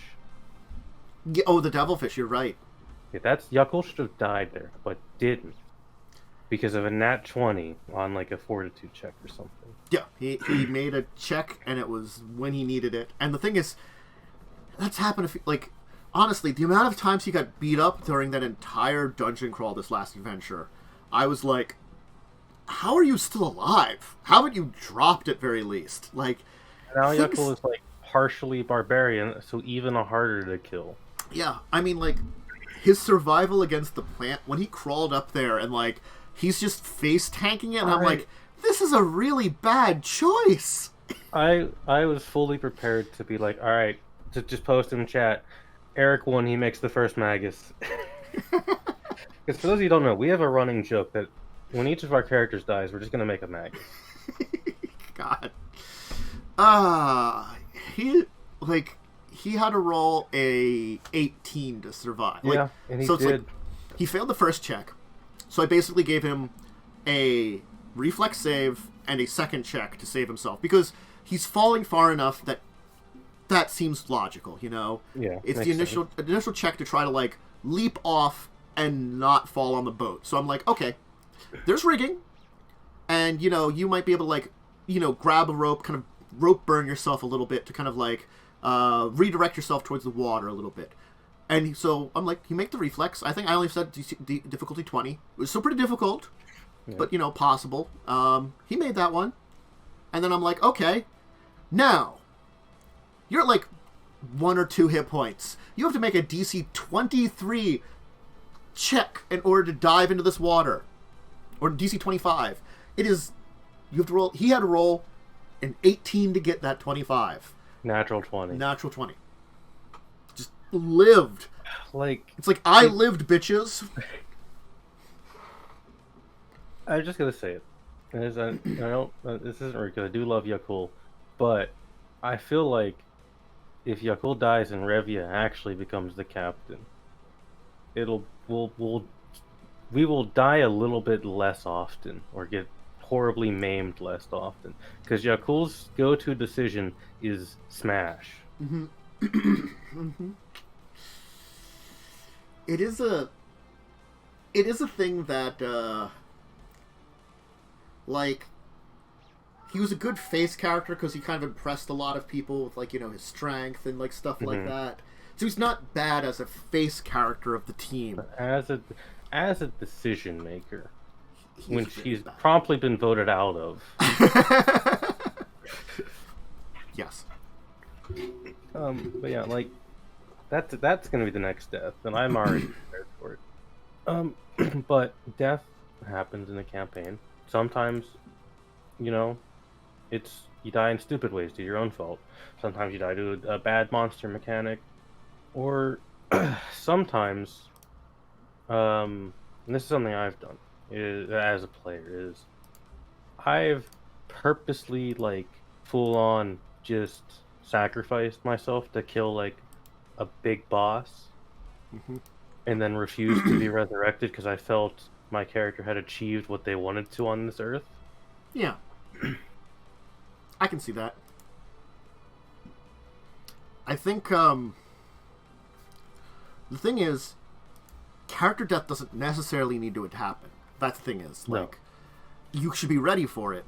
And, like, something in Pathfinder, character death is much more likely than 5e. Honestly speaking, it's hard to die in 5e, like, permanently die. Yeah. If you get resurrection very early. Yeah. And, like, even Pathfinder, you're getting close to the level where resurrection is honestly possible. You know? Its next spell level is when Breath of Life is. Yeah. And Breath of Life is like we can avoid a death, like, you know, in battle. Like, honestly speaking, as soon as you get Breath of Life, it's sort of like, Breath of Life is Revivify, basically. Yeah. It's, I think you only have, like, 2 or 3 rounds after someone for Breath of Life, though. So it's like, you got time, but, like, you basically, if that character looks like they are, like, not breathing, your cleric's got to get on it right away, or your divine caster that's got it, you know? Breath of Life, you have, I'm trying to see this information. Might have been 2 rounds? 1 round. 1 round, that's right. So it's possible, but it's still difficult, right? Mm-hmm. And also you get temporary negatives and shit. Yeah. Now, granted, the temporary negatives aren't as bad as if, like, you're getting back from, like, Raised Dead, because those are, like, negative levels, you know? Raised Dead gives you 2 negative levels. Yeah. Now, granted, Restoration gets rid of those. Raised Dead is the same level as Breath of Life, apparently. Ah! I didn't know that. I forgot about that, too. Because there's Raised Dead, Resurrection, and True Resurrection. Oh, I know the difference. Raised Dead's fucking expensive. Yes. It's not as expensive as the other spells, because Resurrection's more expensive, and so is True Resurrection. But each of them also has less penalties. True Resurrection's the one of like, well, I spent a lot of money, and you just come back. And the thing is, honestly speaking, though, you're also getting to the level where you'd have Restoration, and Restoration just is, I spend money to get rid of those levels. Yeah. You know, like, Pathfinder does become hard to die, but just at a later level. Yeah. By the time you're like 10th level, it does become pretty hard to die, honestly. Yeah, but by the end of most adventure paths, you're kind of unkillable unless it's an insta-death mechanic. And even then, as long as the party survives, they might be able to bring you back or something. Yeah. So, yeah. It's... Even in D&D, like, the low-level adventures are always more deadly, no matter what system you're talking about. As soon as you reach certain points in time... Now, granted, some game systems don't have resurrection mechanics, but, you know... even still... Like, something like that I feel like is a little bit more brutal, like, of a system for when it comes to damage. Mm-hmm. Like, I guess, Shadow... I was going to say Shadowrun. That's also a good one. Shadowrun's a pretty good... Honestly speaking, there is medical technology that can save you when you're pretty fucked up. Because it's futuristic technology. Like, in... sorry. Star Wars 5e. Because I haven't looked at all the Force powers. I don't know how much resurrection magic is in it. However, there are medical things you can go to that will bring you back to life, like a back-to-tank. I think that's like it's sort of like almost like a back-to-tank is like, you know, it's sort of like a resurrection thing, but it's like you have to get them pretty quickly there. Yeah, it has to, you got a certain amount of time to do it. But like, I'd be like, you know, there's some people that have like taken wounds. Like, I'm going to give a good example here because I did watch the Boba Fett series. The assassin, Fennec Shan. The amount, like, her gut was blown apart, basically, and they brought her back. Yep. Or like, they like spoiler, someone was shot and pretty much like they said was killed, and then at the end they're like, you know, oh hey, they're totally going to be, they're in a back attack. You know, those things can like bring you back as long as you're like relatively intact from like, you know, pretty far. You know, it's like dead has to be pretty damn dead kind of thing. You know. Yeah. And in base 5e, death is it's possible at low levels, but it gets harder to kill a player going forward unless your party doesn't have a cleric recruit. Mm-hmm. Then it's not that hard to kill a player. Like, honestly speaking, I could probably kill a character in Children of Wrath. Like, the thing is, you don't get to combat a lot though. No, like we very rarely do combat in Wrath. Wrath is the role-playing adventures of your group, pretty much. You know, with occasional misadventures of 3 idiots and then me.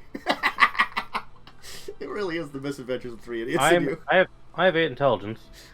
My character's smarter than the entire party at times.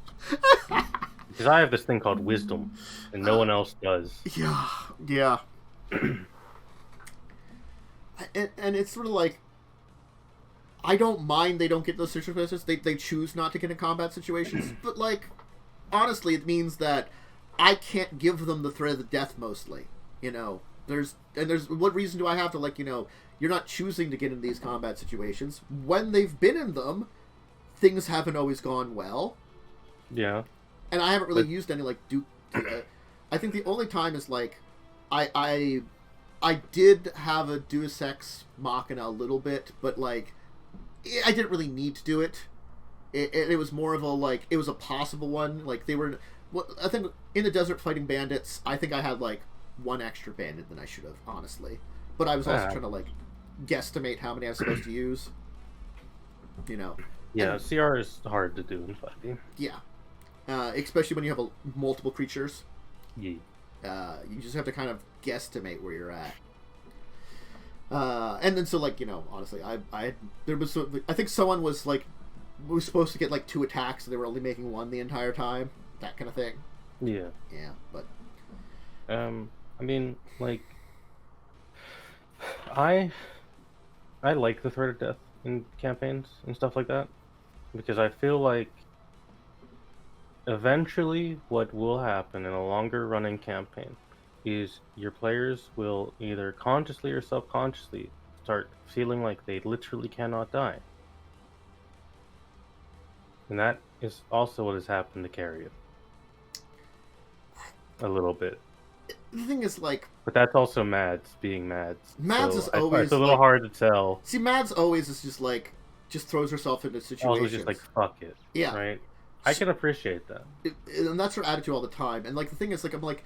They could have... You're pretty high level, or you could have that attitude of, like, we can never die. But the thing is, like... The amount of combats they're in... And honestly, like... I feel like... The one combat they were in... She got the shit beat out of her. She did, yeah. So, like, I feel like, you know, yeah, that the CR I was giving you shouldn't have been able to beat you, you know. It was a pretty difficult one, but it shouldn't have been, like necessarily a deadly one. The dice rolls weren't necessarily super deadly, but it still beat the shit out of you. It kind of should tell you, you're not really, you know, immortal. It's just that, you know, like, you don't fight things. Yeah, you don't... Yeah, the party doesn't really do anything combat-wise. Just kind of walk around and bullshit. Which, I mean, like, people that... Which is fine. Yeah. There are games like that. It's the... And it's one of those things is I've thought about having climactic boss battles, but I'm also like, I don't really want to deal with that shit at this point in time. The party... Some people in the party have mechanics that I don't think you can actually give mechanics to. And that'd be weird in combat sometimes. And, like, the enemies, like, I don't want to design them. They have, like, weird mechanics to them, too. Like, they're... Yeah. Some magic enemies. Like, there's some very easily transitioning magic things. Other things are just, like, bat shit, and, like, where the fuck are you going to come up with these abilities? Yeah. It's weird. Yeah. Something I've been toying with doing, and something I've done in the past but never really come up. In 5th edition, because I'm old and I think Resurrection's too easy, I put DCs on Resurrection after the first one. It is a DC 10 plus 1 every time you've been resurrected. Mm. And I've come to learn this is the thing Critical Role does. It's actually a good idea. Because there will become a point in most D&D worlds where your soul is too weak to return. Mm. I like that. I think Pathfinder did it best where, like, you actually have to, like... The soul has to be willing, for one thing, too.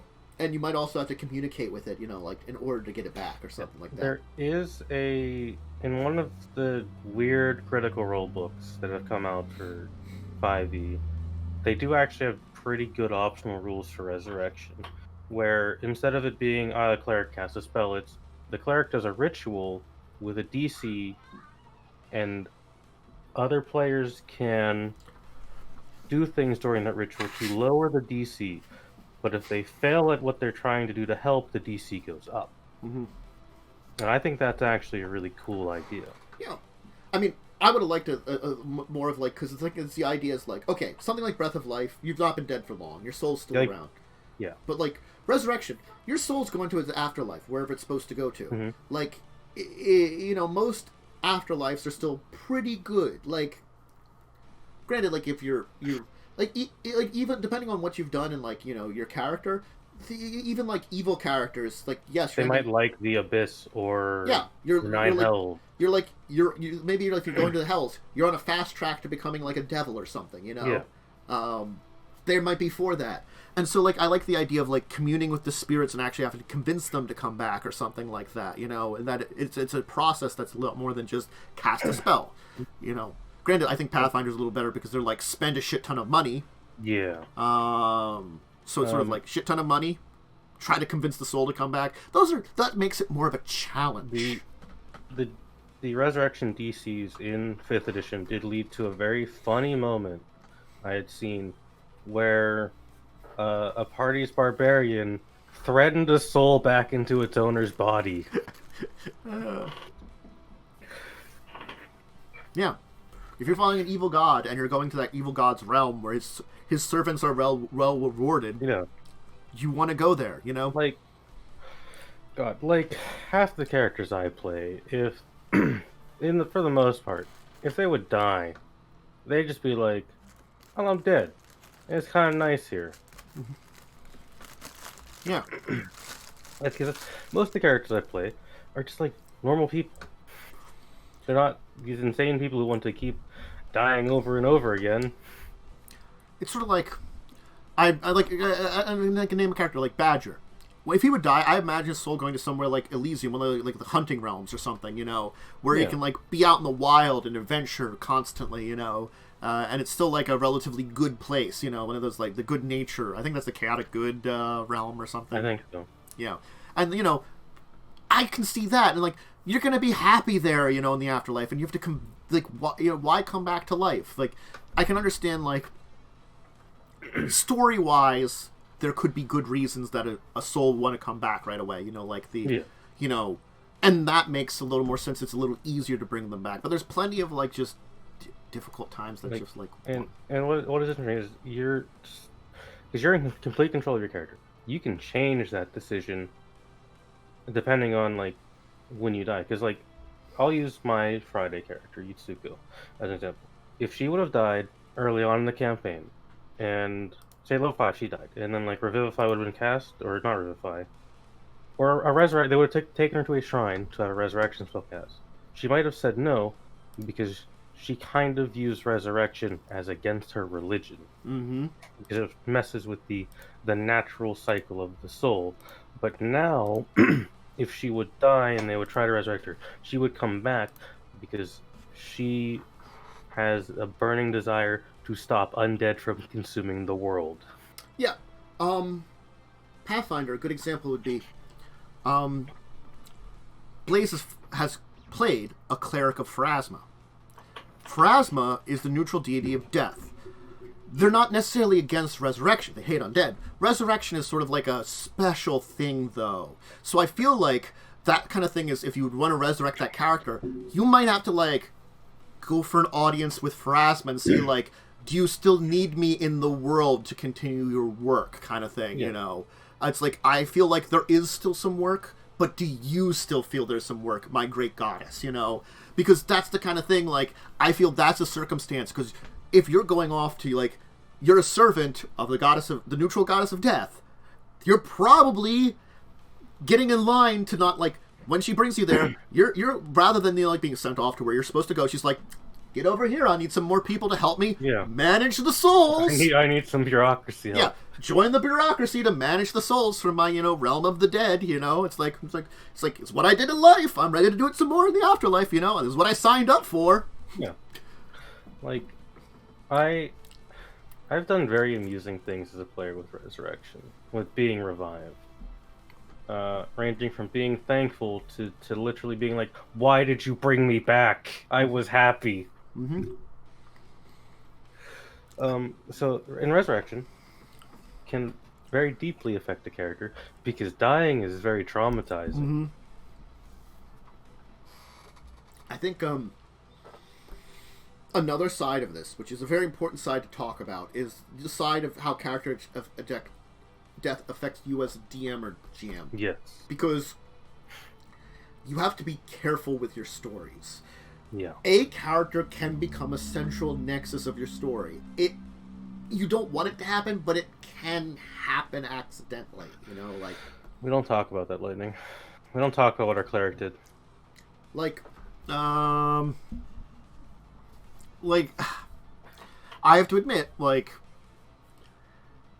as much as I would like to say wouldn't affect the campaign, something like Carrion's death, if something would happen, would affect Children of Wrath. I think the thing is, any character's death would affect it pretty heavily. I think Kaz or Carrie more so than others. Kaz and Carrie are kind of the two, I don't want to say main characters, because it's not really a thing in D&D. Yeah. They're the more driving characters. Yes. Like, if Claude would die, the drive would still be there is the thing. Yeah. Like, that's why I feel like Claude is still a main character, but even Cole's a main character. But the two of you don't have the same drive to the story, and that's the thing, is they've gotten themselves in this story driving. They've gotten the driver's seat and the passengers, like the front passenger seat, while you two are in the back seat. And that's the thing. in Buccaneers, I certainly feel like the way it's been established, the only character I feel like it's not going to hit the story, but the only character that would affect the team is really Cell's character, because he's your only talking character. Not that Quentin can't be a talking character, but Quentin tries to seduce everything. Yes, I am not playing a talking character, because I am tired of playing charisma characters. I have played them for like 10 years. I'm done with charisma characters for a bit. Revia is our party face. If Revia dies, it might not be like end of campaign or super story altering, but it's gonna hurt a little bit because we won't have the talking force. Yeah, I think. But like, for the most part, if anyone dies in Buccaneers, yeah, I think it would be like. I mean, again, Yakul, he's the current captain. You know, there'd probably be some stuff going on there. Sadness. There'd be sadness. It would drive like some role-playing moments, but I feel like it could work. You know, Revia taking up the Yakul mantle or something. I can see that happening. You know, maybe Quentin having to step up to be the actual like first mate rather than the kind of like shadowy second mate that kind of like hangs out with the rest of the crew. Things like that. Maybe having to have less random sex with crewmates or something. You know. Man, you gotta grow up someday and stop banging everybody. The weird thing is, it's literally part of Umber's character's faith. I know! The mantle of young skills. Every time a captain dies on our ship, we have to skin them and make them into a cloak. We can take up their mantle. Gross. I mean, there's plenty of things like, you know, and like we haven't gone deep into the Star Wars game to like say anything there. I feel like your game where I was Badger. Yeah, that's if Badger had died, it was like nothing really would have. If anyone had really died in that game, nothing would have really been affected because you were kind of hired to do stuff. Yeah, same kind of with the Star Wars right now. Hired on. And in Star Wars, like, I can tell you who the least affecting person, if they died, would be. Is a Gungan. Yeah. He doesn't really do that much. He's okay. He's like fine. He's a good character, but he's kind of a background role, right? Yeah. He's there to shoot things if needed, and you shoot a lot of people. And make some funny comments and do some weird backwaters things. Yeah. He's a criminal. Yeah. Like, I'm trying to think back to some of the campaigns. Like, I know that, like, Madness suffered from a lot of things. But Madness had a lot of issues. But, like, Records of Evil, yeah, it would have been difficult to get replacement characters. And I think that's where it comes into. The way the storyline would set up, it would be difficult to get... Like, I could pull with your character, I was able to do the one time I can pull in someone, you know? Yeah. That's the thing is, you can only really do that once and have it make sense. Like, the only other way to possibly do something is, like, just, like, make it that person is, like, actually some kind of, like, nearly immortal race and has been around since that long, you know? It's like, yeah, I lived through all this shit, you know? I'm here now. Like, because honestly, like, there are a couple of that are kind of like that. But 5e changes those rules a bunch. Yeah. Vampire, we could have handled it, I think. Like, Nathan would have been the one that would have hurt because he was the money bags for the group. Trying to think of other games. Also really is difficult to kill a vampire. They just usually end up in Topor. It is hard to kill a vampire, it's true. For Star Wars, yeah, if Ravshai dies, you do kind of have to steal the ship. Although, after this act, that won't be an issue. Mm. So I'm gonna pull some strings, maybe give you something. Better ship? Oh, yeah. Like, because I have always intended to use a better ship. Mm. I'm in the process of making it, which those rules are a bit weird. But I also kind of ignored half of them. I certainly have been in campaigns where there is, like, a centralized character. And that point... in the game Lightning Ran that you, me, and Joe and Umber were in, and I forget who the other person who was in it was. Like their actual screen name. It was the three of us, and Umber was in it for a couple. Yes, I'm forgetting. Plex. Well, Plex. That's the name. Yeah, that game. If Marty had died, the party was fucked. Yeah. Like honestly, I felt like it. Marty was on a crazy I'm in a place that's completely different. Death is a possibility. So I wouldn't be against if it happened during an adventure. Honestly, dangerous job, But yes, I can see how the party kind of needed Marty. Marty was both the leader and the talker because the other talker never wanted to do anything and just wanted to yell. I tried to also be the voice of morality, honestly. You did. And unfortunately in that game I had 8 charisma. Mm-hmm. So also a bunch of weird things happened to me.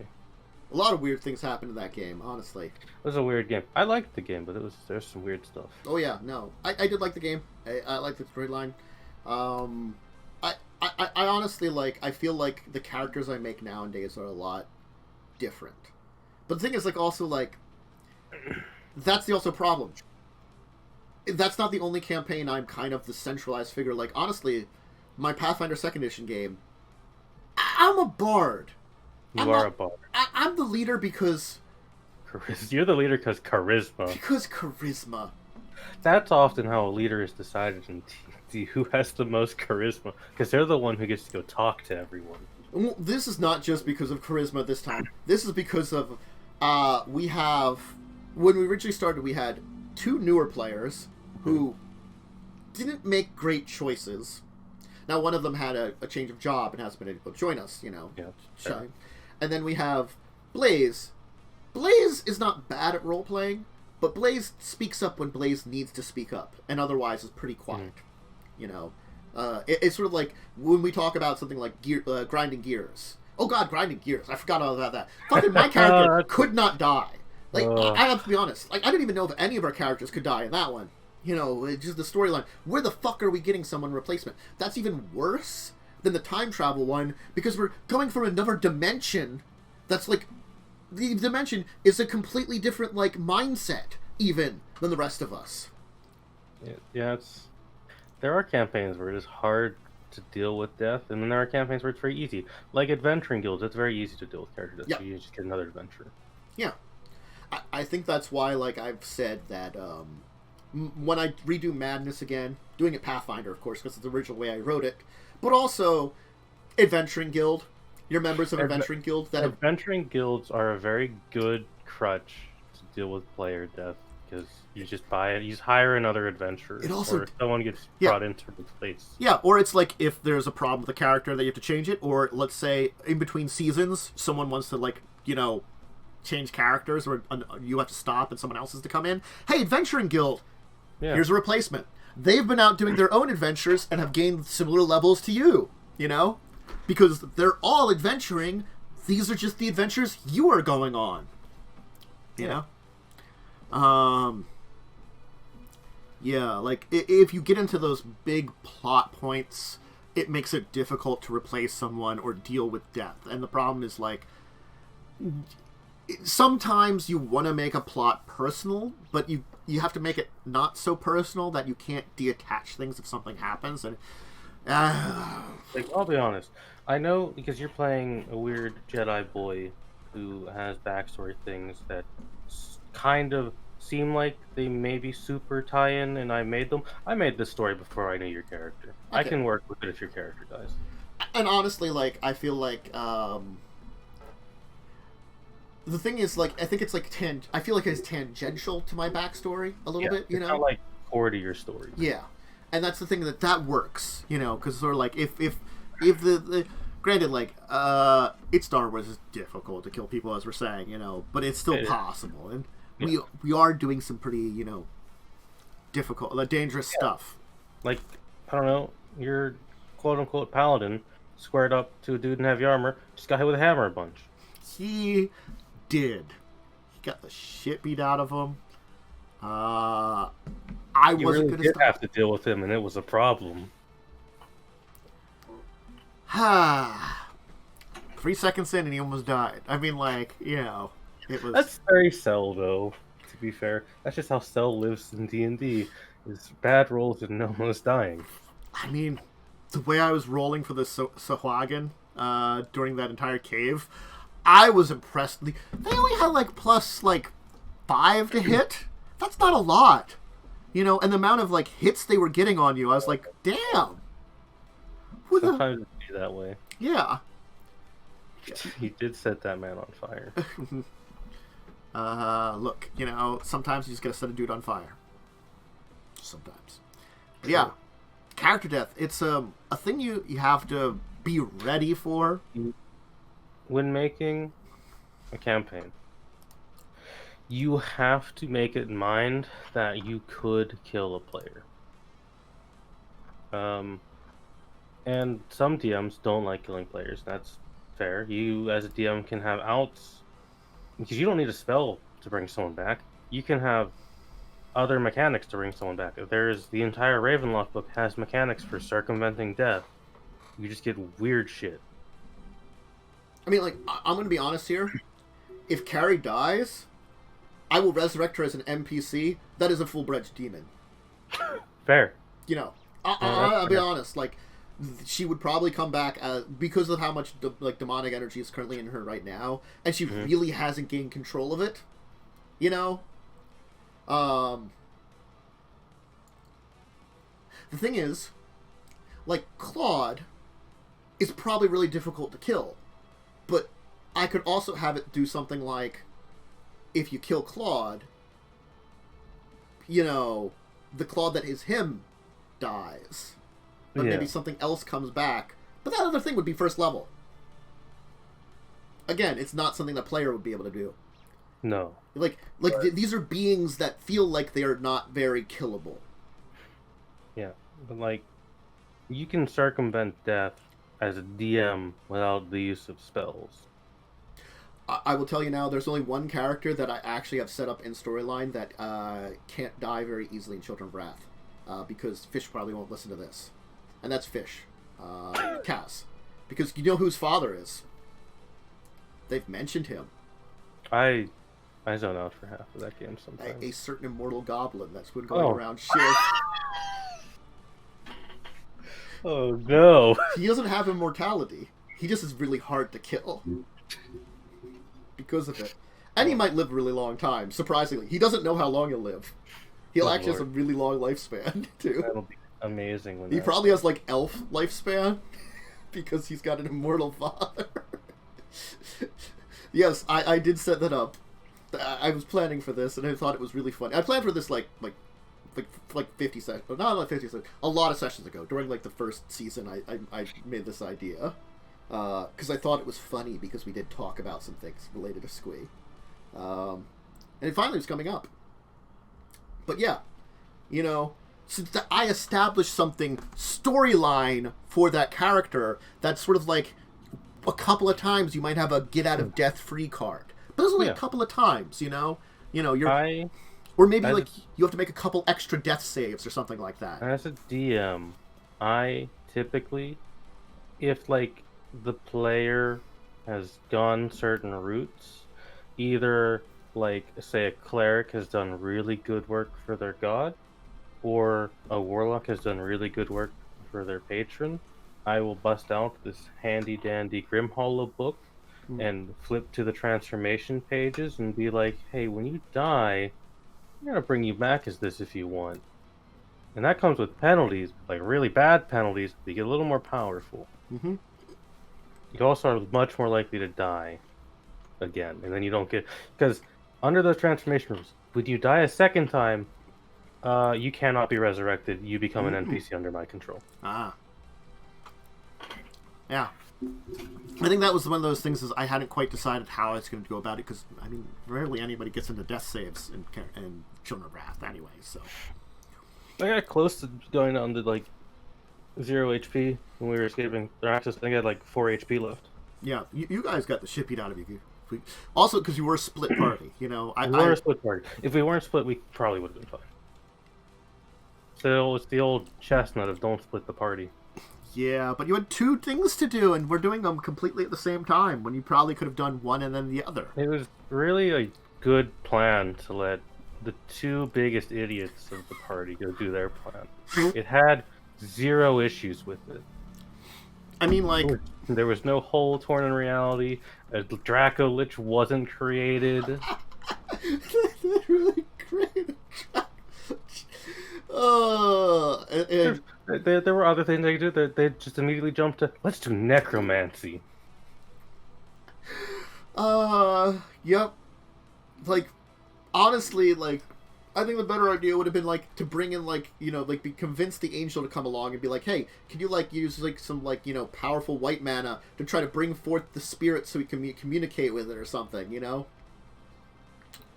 But no, they're like... necromancy. They're like, fucking resurrection. What's resurrection going? They also didn't tell the other 2 players their exact plan. I don't know if they had I don't think they had an exact plan. No. But in character, they didn't really say anything about it. They're supposed to go resurrected, and then they didn't elaborate. And the thing is, like, I'm like, the 2 of you have, like, one option between your abilities. And that's necromancy. You know? That's really the only options you have, because it's the only skills you have. One of you is, like, you know, is demonic and has, like, black mana and can have, like, you know, necromantic powers. Possibly. And the other is just, like... a goblin. I can invent stuff. Yeah. So, Cyber Draco Lich with, you know, powerful, you know, super dragon spirit in it, you know. It's like resurrecting a, you know, rather than having, like, the normal, like, Lich be like, oh, it's, you know, he's like a 15th level spellcaster. No, this is like, hey, this 30th level spellcaster, we're not only going to resurrect him, we're going to go through this elaborate ritual to bring him back as, like, a half-construct, you know, Lich.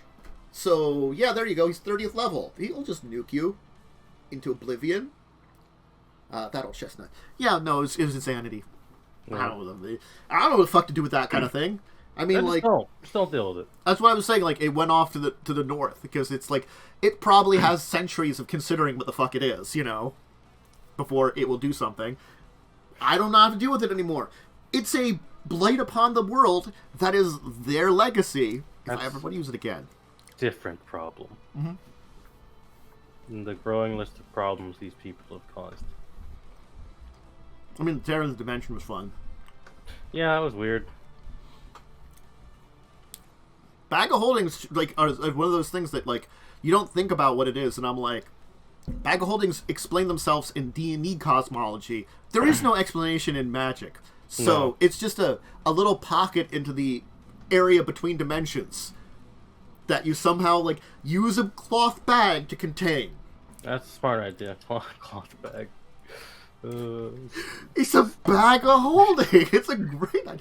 Well, that's the thing, is, like, I've also thought about it too, and I'm like, yeah, bag of holding is a terrible idea. If it gets burst, it's just a cloth bag. I mean, it helped Kaz understand planar stuff a little bit, I guess. It did. You know? Like, just don't make him a planeswalker. Oh, no, I'm never going to do not unleash that upon the multiverse. At most, I was going to give, like, they could figure out a way of, like, planar travel. Yeah, and that's fine. You know, and that's fine, because it's something that's, like... That just exists, kind of, but not really on Dominaria. It's not really well done anywhere in the multiverse right now. There are things that, like, cheat on it here and there. Planar gate in one of the planes, I think. There are some unused gates, and there is an actual, like, planar gate, but nothing organic can pass through it. No, I think Kamigawa has a planar gate. Yeah. So there's some things, like, that's how the Phyrexians travel between planes, because they're they're, like, partial cybernetics. So they can regrow their organics wherever they get to. Which is weird and gross, yes. But yeah, back to the topic. You kind of have to, as a DM, you kind of have to plan ahead for character. You kind of have to make a campaign expecting at least one person to die. Yeah. That's how I tend to make my campaigns. I, as a DM, have stopped fully holding back with a lot of monsters, because a lot of monsters people play are just like little shit, right? And on bosses, I don't, because I take a lot of time to design my bosses personally. Mm-hmm.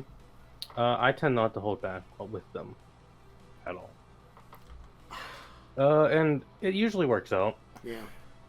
I think the way that I usually think about it is, like, I try to go with what a creature would do. Like, honestly speaking, there are very few creatures that would strike someone when they're down. There are some, but I have to ask myself, is this a creature that's going to take advantage of this or not? Most aren't, you know? No. Like, most of because I am a big fan of having, like, the big villain just be a recurring boss that you fight at certain points of the adventure, because I think that's really cool. Mm-hmm. And you just have them run away at, like, percentage of HP. Usually in the first encounter, they're not really aiming to kill you, they're just aiming to kind of fuck with you. And then once you're like, oh, you're actually a problem, I'm gonna have to start killing you. Kind of thing. Yeah. I think that's a very fun type of villain. Well, it's sort of like, there's already some stuff we established in Buccaneers that I actually found a place in the next adventure. If I want to reuse it, I can. Yeah. And that's a really cool idea that I kind of like add some things in here and there to like storylines and stuff that you've done. Like, and I'm going to tell you, the Sahuagin were already really pissed at you, and you wouldn't have found this out. And this is a weird thing that they tell me. The guy you're about to fight, the reason that you've been plagued a little bit by Sahuagin is in the encounter on the half-sunk vessel with Sahuagin, where you killed a couple of them and took the necklace, it was his son. What the alright, sure. No, like, I get that, but this is the thing with Pathfinder Adventures, is they will give this information, but then never give it to the players at any point in the adventure. So, like, there's never any context to why this specific person hates you. Yeah. Well, I mean, he'll monologue and tell you, you know, you killed my son, like, you know. I mean, like, if I could use my gun, I would just immediately shoot him. But, like, also, like, the pirate lady that you killed and got the map from, she'd been working for them. Her crew is free of that because, like, the person that took over after their ship left, you know, I have canonically that he doesn't work for them, you know, if you encounter them again. You know, he's like, it's like also like, he probably would still want to kill you, killed the old captain, but, you know, it's also like he's grateful because he's out from the thumb of the Sahuagin, you know, kind of thing. But also you're killing all of them off, which, you know, well, not all of them, but like a big chunk of that, like, tribe. You're killing their leadership, you know. As much as they're young and old can survive, they're probably not going to rebuild really as well anyway. They kind of deserve it.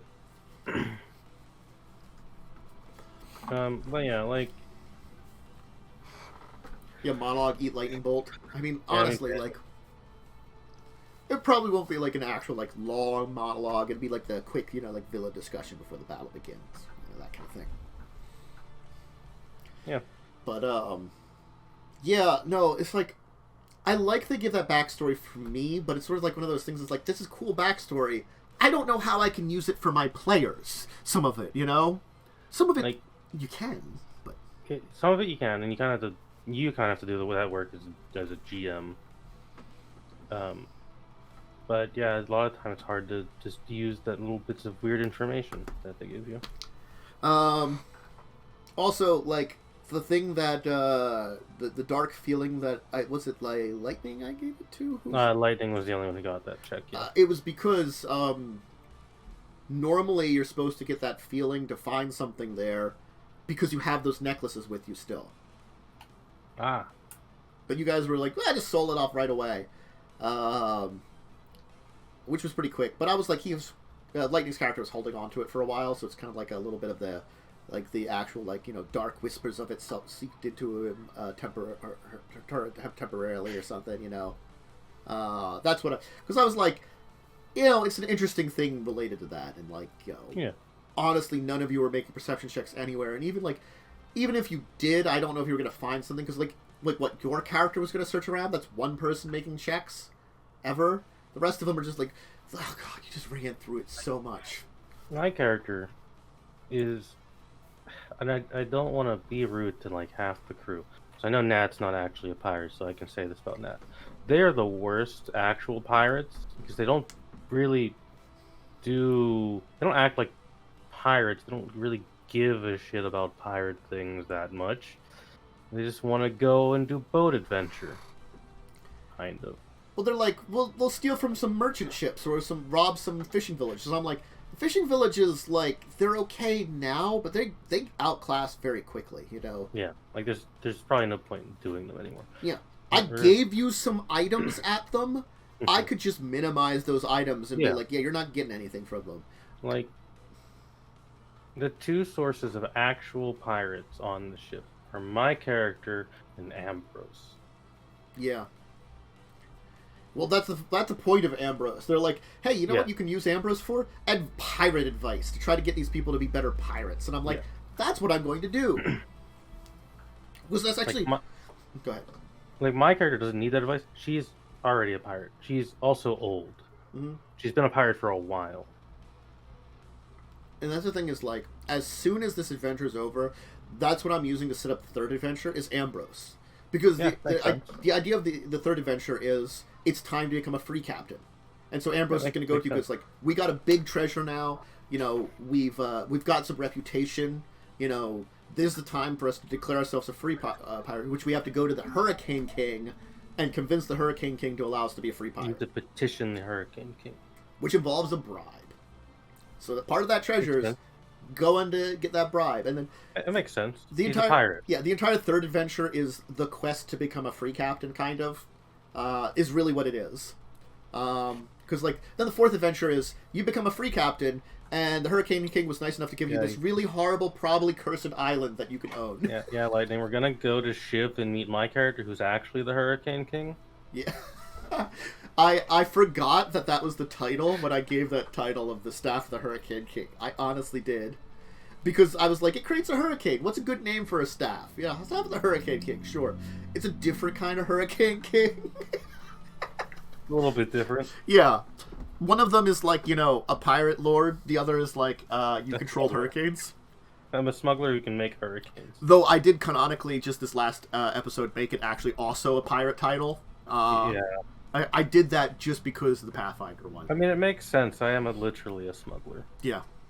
But that's that little tidbit about like the history of the staff, like, that I added in just this last session. I didn't actually have that originally.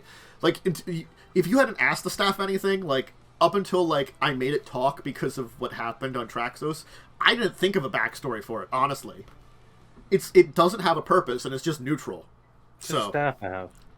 Yeah, it's just a staff with magic powers that's just like, cool, we're doing something awesome, He's a bro. Yeah. But, anyway. So, character death. You'll probably have to deal with it. Good luck. If you're a player, don't get salty if you're a player. Don't get salty, and if you're in a campaign where you think you're going to die, just pick a backup concept. Yeah. I guess the only time to be salty is like when, like, if it's... It can happen if there's, like, bullshit stuff happens, which it does happen, and DMs, your person in charge is going to try to avoid the bullshit stuff, but sometimes it happens, and then keep that saltiness a little low and save it, you're going to feel it. The one time I would have been mad about death is the stupid fucking worm in the castle in the forest. Because that has no right to be there. Yeah, worm in castle and forest. Honestly, it's a thing that's there that, like, it's pretty deadly, and you can fight it. Literally no right to be there. It's a random encounter. That's the kind of thing it's a technically non-random random encounter is the best way to describe it. Because they're like, here, have them encounter this. Granted, the only thing that you get from it is, like, you can possibly get a bloody letter that you can use to get into the help you get into lodge. there's something for establishing the lodge. And I'm like, I could just put that somewhere else without the, like, fight the murder worm. That's kind of silly. And actually a pretty difficult fight for your level you're at. Yep, but I don't know. It's try not to get salty to death. It's the thing that happens. It's not always your DM's fault. Your DM is not usually trying to kill you. Sometimes the dice just do it. Yeah, the dice can turn against you very quickly. Anyway,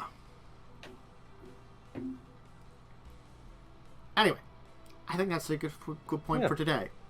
We already got over the other stuff, so, hey. I hope everybody is having a good Saturday, has enjoyed the show. Thank you, as usual, for joining me, Momo. Has been joining me a lot lately.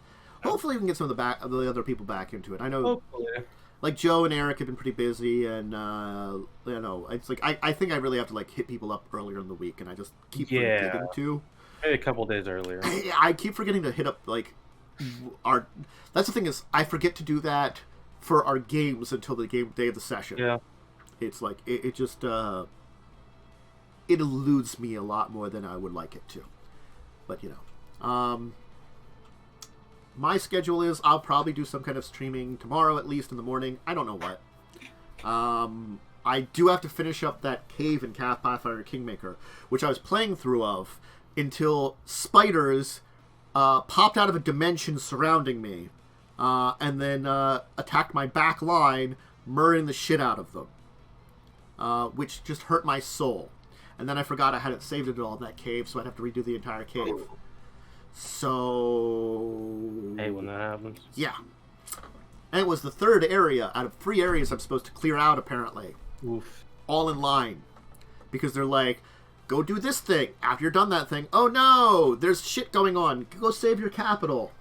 And then you go and you have to, like, find this man who's dying and save him. And not save him, I guess, or something. Because he gets storyline killed. And I'm like, I have Breath of Life. Can I cast on you? You died like a minute ago. Or a round ago. Can't I? No? They don't let you? If you have resurrection magic? I call bullshit on that one. Yeah. Also, there's a way, storyline, to save him, so why can't I use magic to save him? I looked that up. There is a way that you can save 2 people instead of just 1. And make sure... Anyway, complaints. And then I do have Final Fantasy IV, which I was trying to do, farming up some monsters I was missing, and it turns out, when I go back to the planet, I go to the next big boss thing. So I guess I, have to do that on, stream. I only did, like, the one location, getting the last monster there. Which was stupid that I had to use an item to fight it. Anyway, we'll do those. Yeah. I'll do one of them. I don't know if I'm doing anything tonight, that kind of thing, and I might just do stuff with people. But otherwise, everybody, have a great rest of your Saturday, great rest of your weekend, great rest of your week. Be sure to join. Both of us will be here for Buccaneers Shackle C 8 p.m. on Wednesday, and Children of Wrath 9 p.m. on Thursday, and join me, maybe Momo, maybe some other people for Discussing Tabletop next week on another show at 2 p.m. EST. But for now, farewell everybody, and have a great rest of one. Yep.